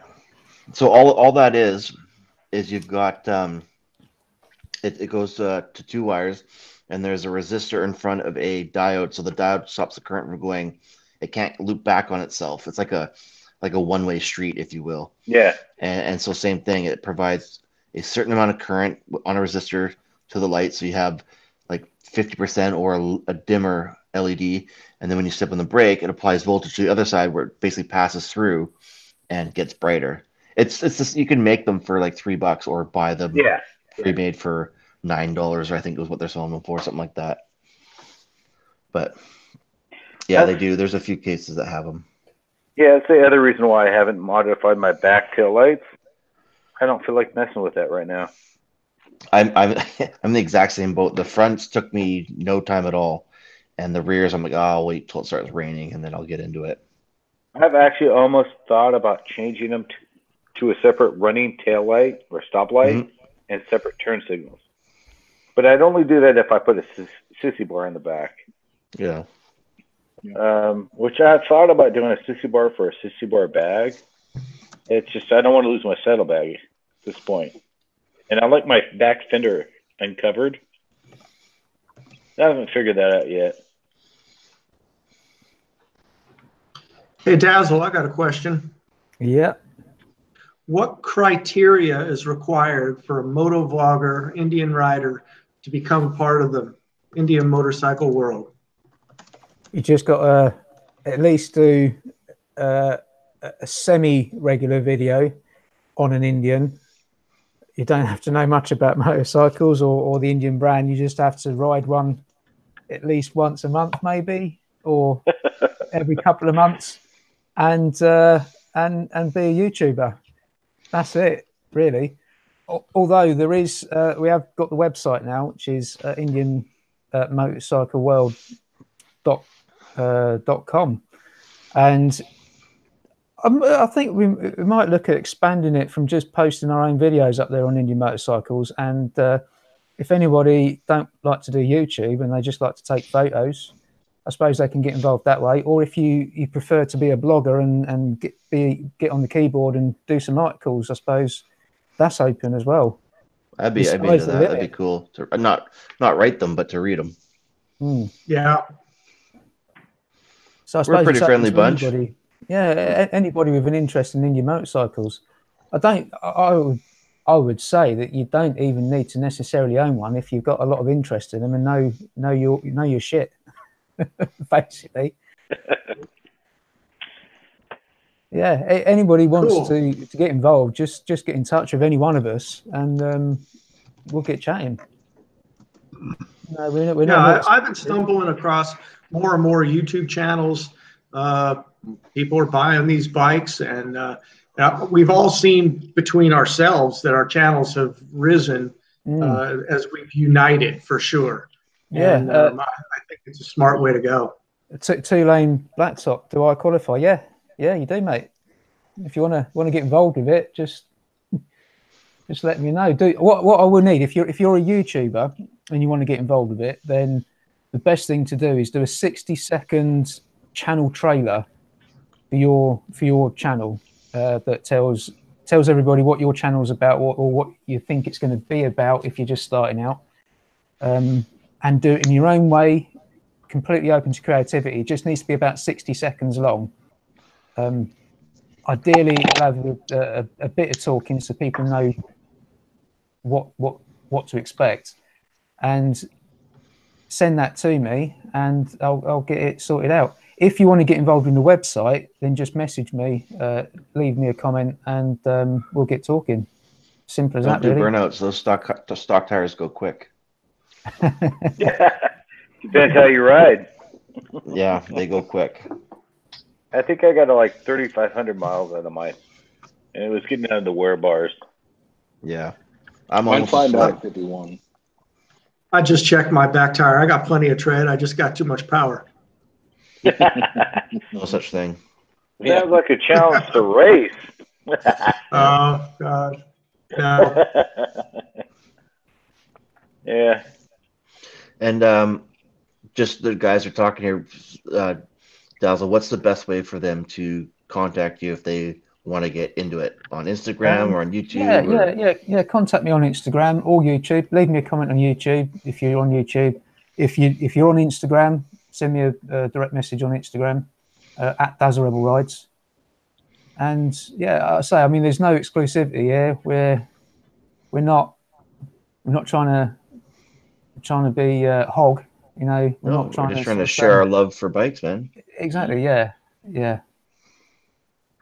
I mean, we're a pretty good sample size. I mean, we're all different in our own ways, different corners of wherever, and we just come hang out, talk bikes, and I think we all get along pretty sweet. So I think the more the merrier, right?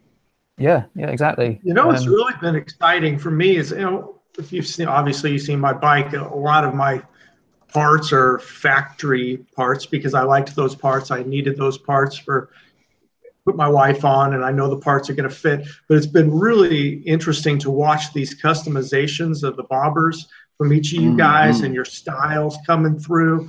I mean, and it's like, whoa, I'd have never done that on my own. I'd have never figured that out on my own, and it's just beautiful. It's rolling art, and it's something I'd never seen before. Really been enjoying that. Like I'm enjoying seeing John's build. We just need to get that guy to learn to make longer than a 1 minute YouTube video. So, John, are you saying that I need to help him out? Yeah. Yeah, he's like 30, 40 miles away from me. Get him some animations, get him some quirky shit, and we'll get him going. Maybe he can borrow one of your masks. Oh, you missed my face there. Two-lane blacktop can move from the chat room onto the screen with us. Yeah, man. John too. Come on with it. I'll try to encourage him a little bit. So, no, he's pretty cool. We're having fun on the freeway. Says the guy who doesn't show his face. Oh, you see my face a little while ago. He's Leatherface. I'm like 104 years old, man. Well, you look pretty good for 104. Oh, thanks, sweetie.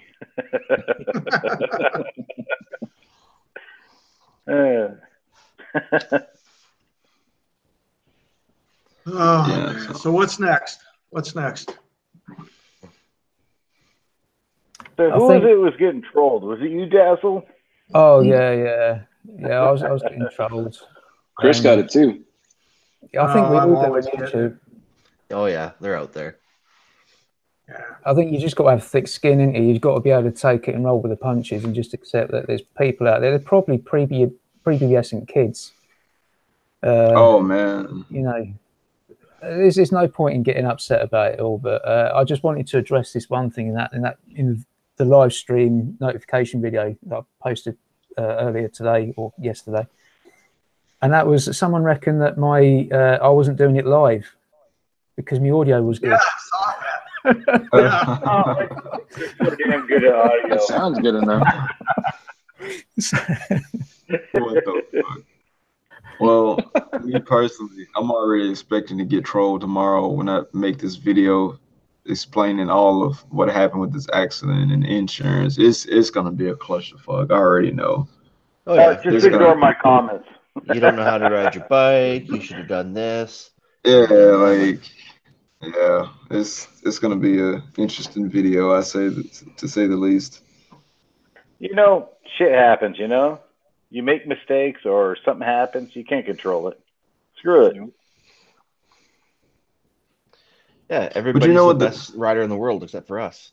You know what the funny part about it though? My people were asking me, like what happened with the bike and how's the bike doing, and somebody actually said, "Oh, buddy, that's not a wreck." I was like, "Well, technically, I didn't even wreck I wrecked the bike, but the tow truck man actually did the damage to the damn bike. I didn't do the damage; he did." That's the crazy part. Yeah, because this is the stuff I gotta explain, but like in the pictures that the police took, it shows like my exhaust was not scratched. But when I took the picture at the tow truck place, there's like a freaking super long gash on the side of the bike. So I'm like, where the hell did that come from? So that's the kind of stuff that I'm dealing with. That's why I was like, it's taking me, I just took a break from it because I was like, I got to explain everything from the start to finish on what happened. And there's going to be people that are going to talk shit regardless. So whatever. Always. Whatever. Yeah, I sort of wish you were closer. I'd help you fix it. You're a little far away, buddy. Yeah, insurance is gonna fix it. It didn't make sense for me not to get the insurance to fix it because either way, the insurance is gonna know that I had an accident because of the accident report. It's on my record now. Yeah. So it didn't make sense for me to not do the claim, and the insurance is gonna go it regardless. So I was like, well, shit, I might as well just get them to fix it. You know, so your insurance where you're at, does it, if it is a full write-off, do they allow you the option to buy the bike back? yes. Yeah, and then at that point, it's just uninsurable. Is that correct?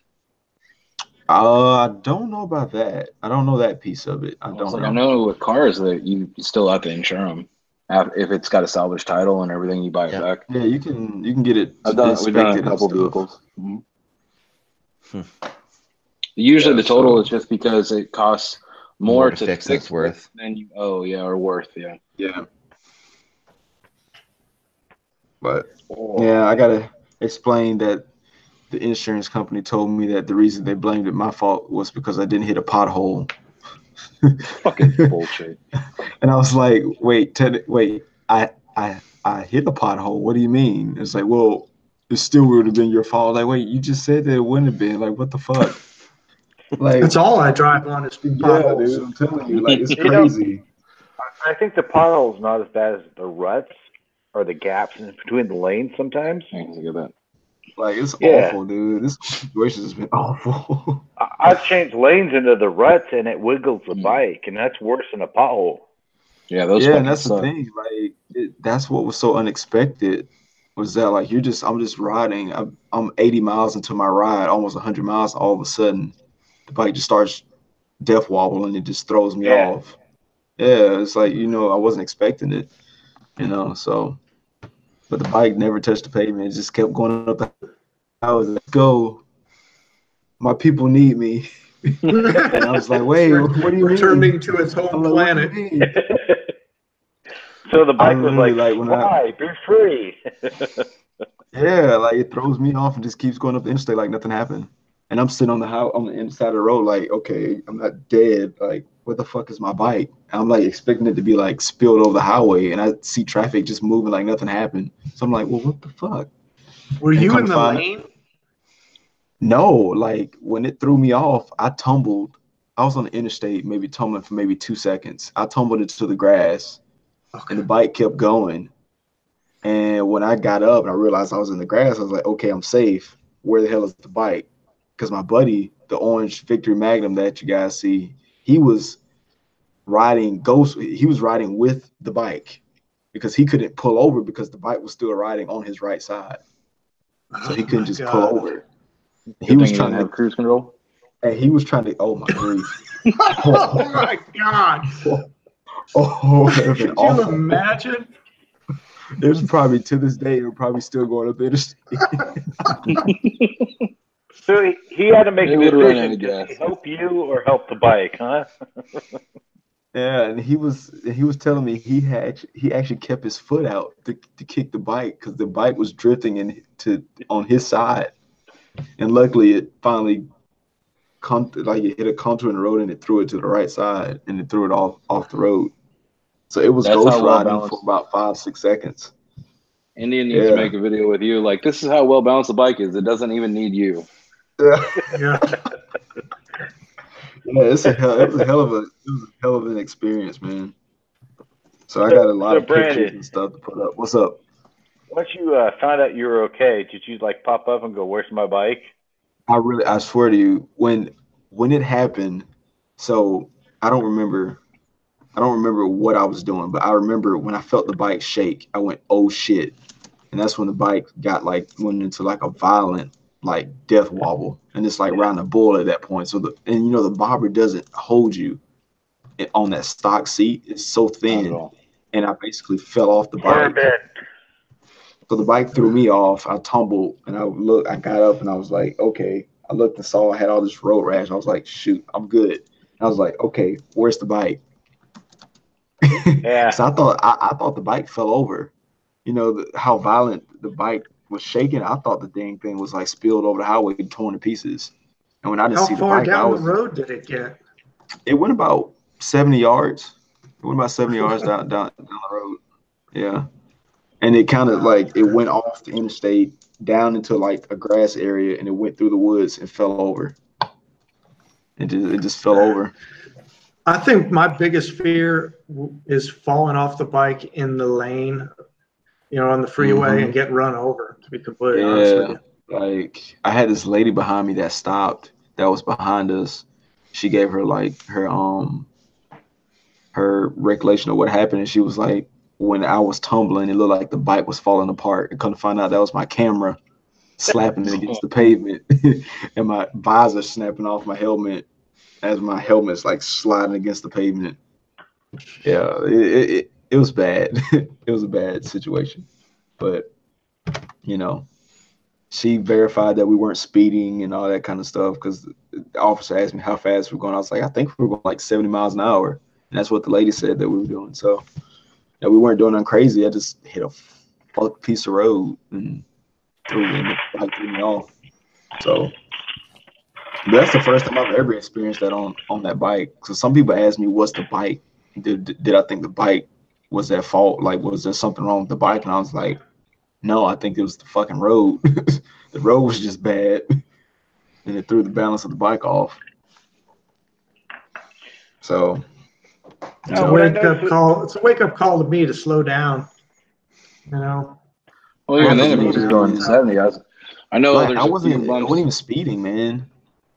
Since it happened, there's a few times on mine. I know the bumps are coming on the freeway, and I grip a little bit harder. And I was like, yeah, I don't need to get bucked off this motherfucker. I don't have my GoPro going, so. Dude, I've been on not my N109, but another one, and I went into a death wobble just from speeding, like going about 100, and the bike just started doing it, like even with two hands on the handlebars. So like it'll happen just from just riding. You know, it just happens.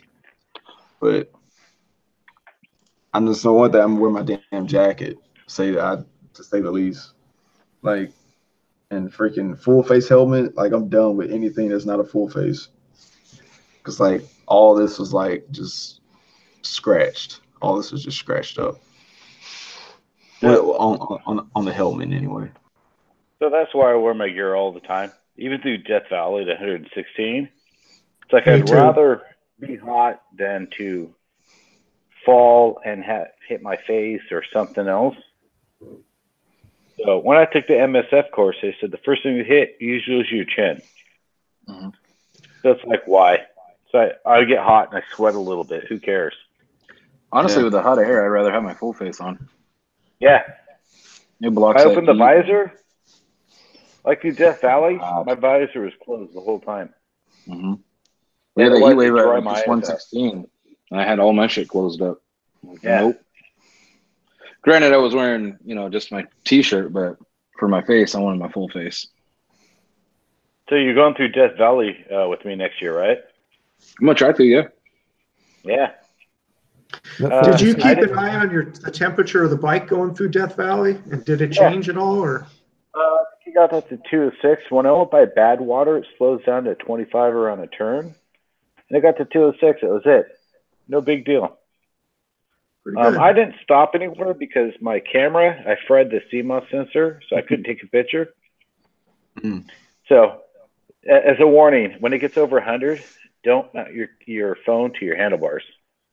You might fry your camera. On that. Yep. Wow. That's why I have no pictures from Death Valley, only GoPro footage. Bummer. Yeah, hey, I upgraded. Otherwise, it's not bad. So Chris, I'm going to have fun buying a new camera. Yeah, Chris, when you and Dazzle come out and Brandon rides out and maybe Jay rides down. I'll ride down. Yeah. Let's do it. Yeah. A big one. I'll ride my bobber all the way across. I mean, if you have to trailer to Palm Springs, so be it. So, I'm actually looking at in a year or two's time when it's probably be actually looking at finances. It's probably be after 2020. So once I've actually paid the chief off, what I want to do is work out how much it's going to cost me to ship my own bike to the States and do some riding. Because there's something special about doing it on your own bike, isn't it, rather than using a hire bike. I agree. And it's going to be a couple of years before I'm back in the States, either 1 to 3 more years, depending. We'll see.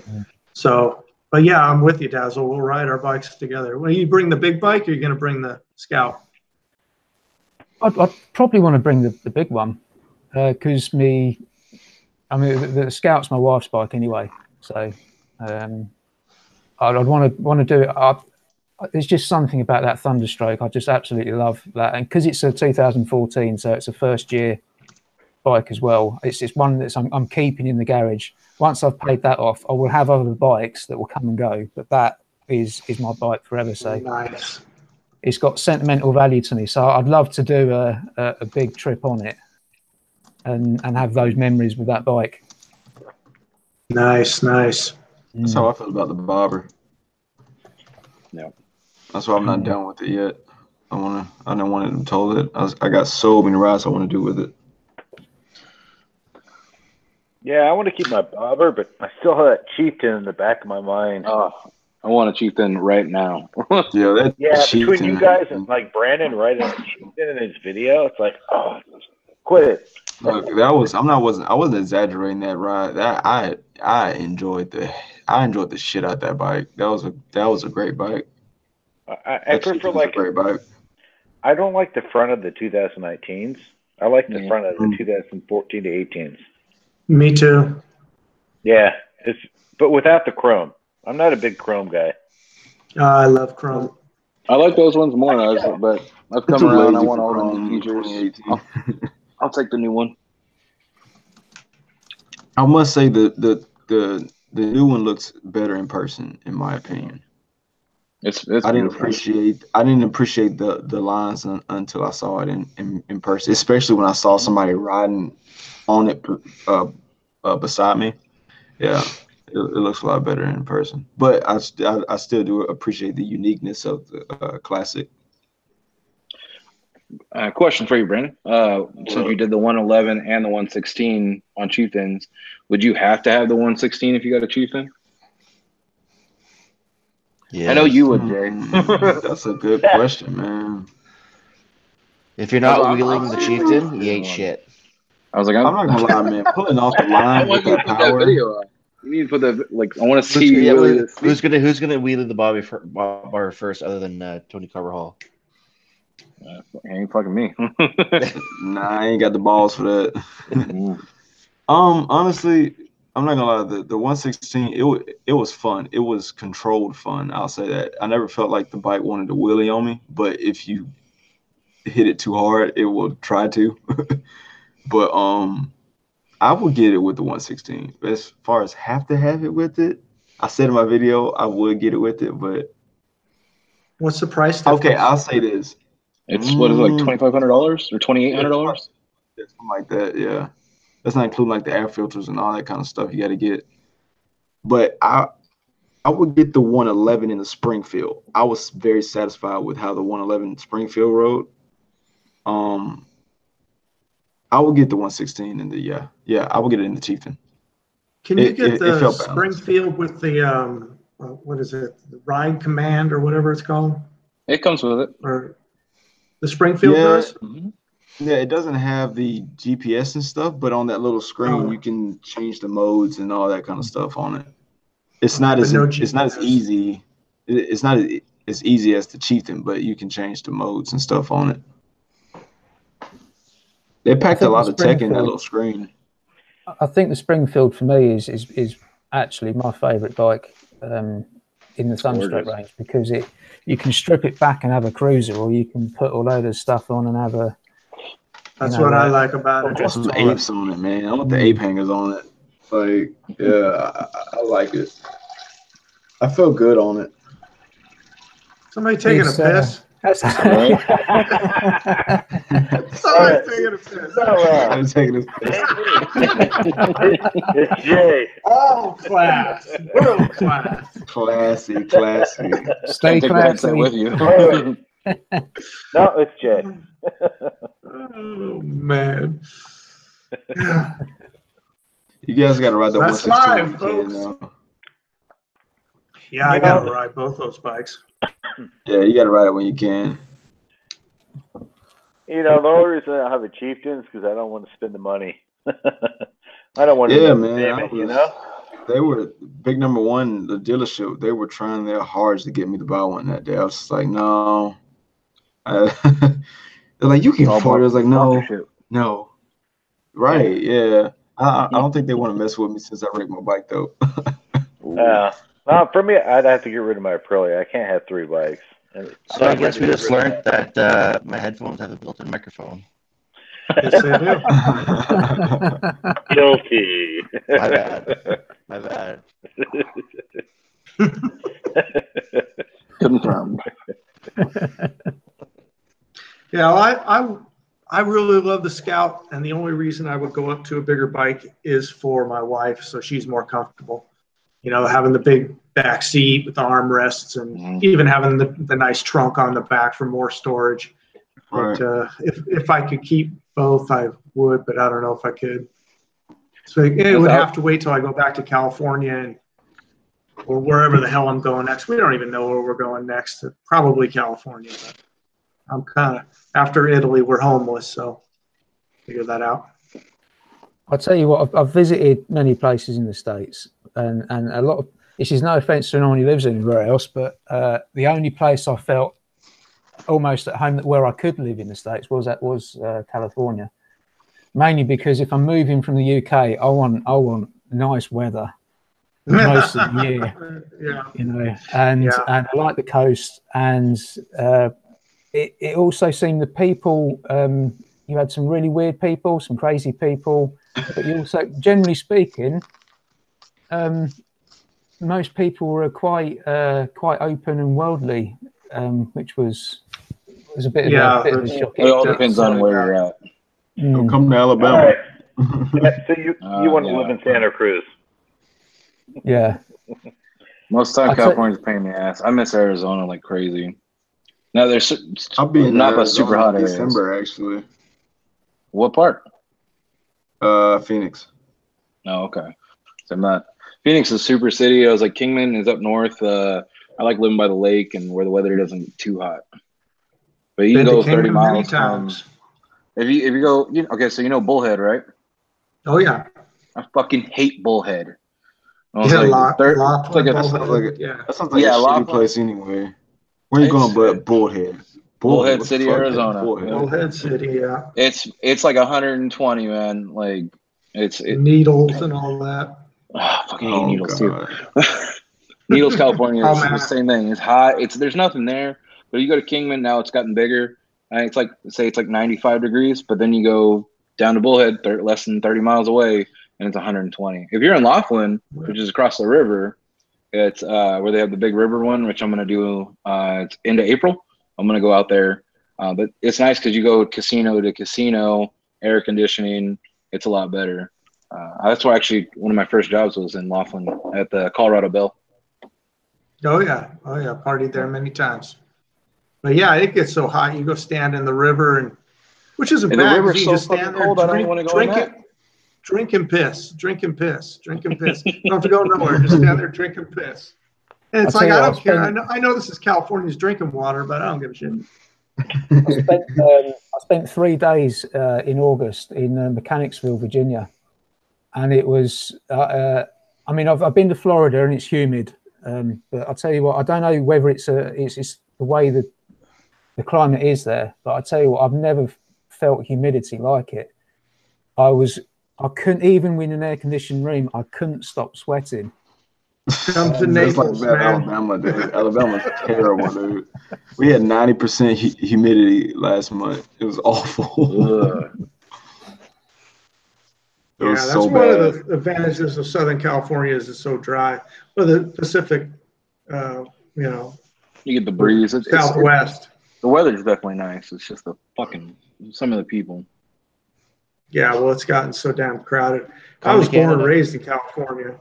So, I'm third generation. My daughter's fourth. And, man, it's just gotten so crowded and it's miserable in my opinion, Dude, Alabama's starting to get crowded, surprisingly. We got nothing but, like, country. Everything. Like, city and country. And they're starting to get traffic jams. I'm like, what the fuck all these traffic jams are coming from? Get the hell out of Alabama. Go back. I'll tell you, crowded is a country that's the same size as Florida, but got 5 million people. True enough, you're right. I can't speak of crowded compared to the UK. That's crowded. I mean, you guys have seen my videos. I never get anywhere where there's not at least one car in front of me or behind me. It's just, you've got nowhere in the UK where you can ride where you just got open road. And that is what I crave. I just crave to go somewhere where I can just ride and there'd be no other traffic on the road.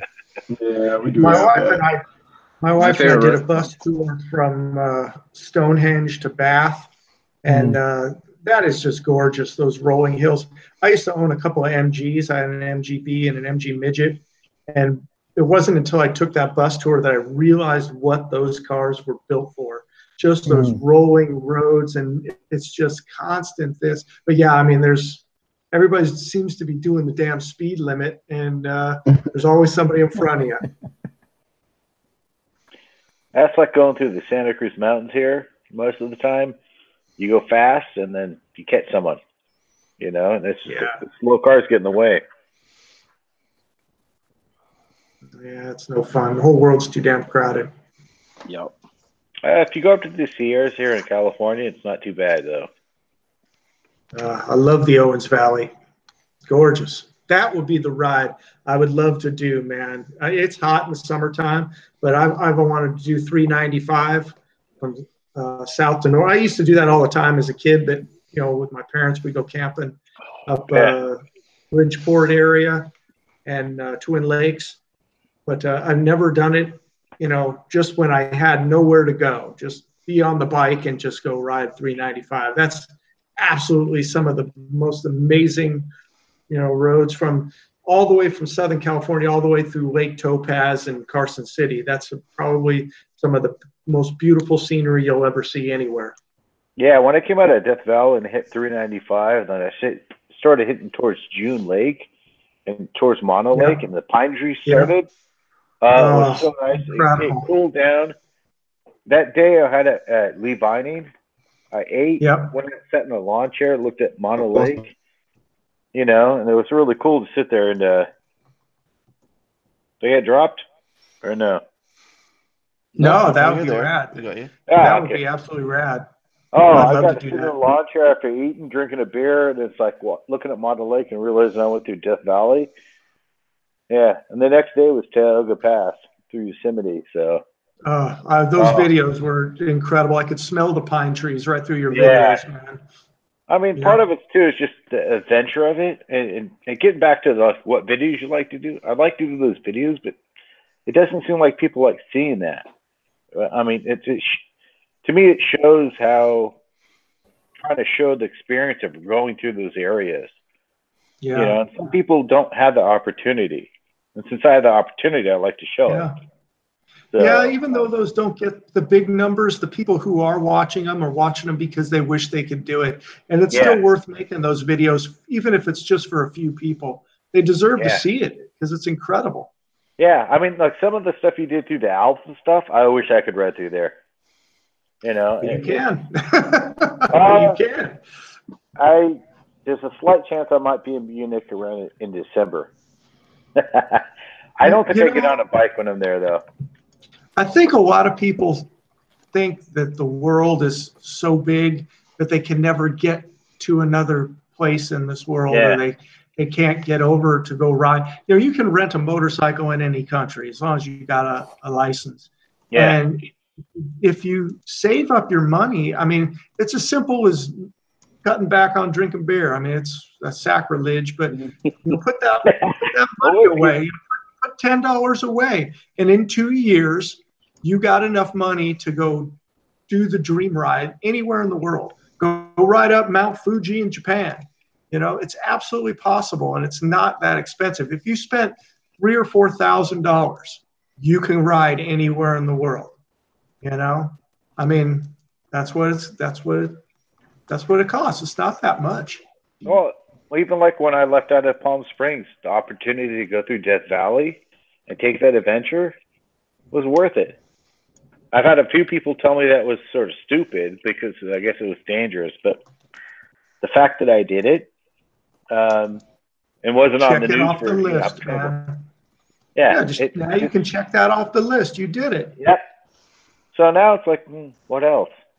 Drag you guys along. Yeah. if in the next year or two, if you guys come over here, I'll ride up the coast with you. Yeah, I really want to do that. Definitely, man. Definitely. Now, Highway 1 is back open in Big Sur after that big giant landslide. Yeah, I believe it's still open. Okay. I didn't see anything when I looked it up, so it showed it open all the way. Highway 1 is absolutely insane. From where's the turn off right there, Hearst Castle, and heads up. You're going to be dealing with traffic there. I mean, there's a lot of, I would say it's 70% Priuses and hippies that are doing 10 miles an hour under the speed limit. So prepare for that. But I've been down on a motorcycle, but I've also ridden a bicycle from from San Francisco to LA over a week. Whoa. Yeah.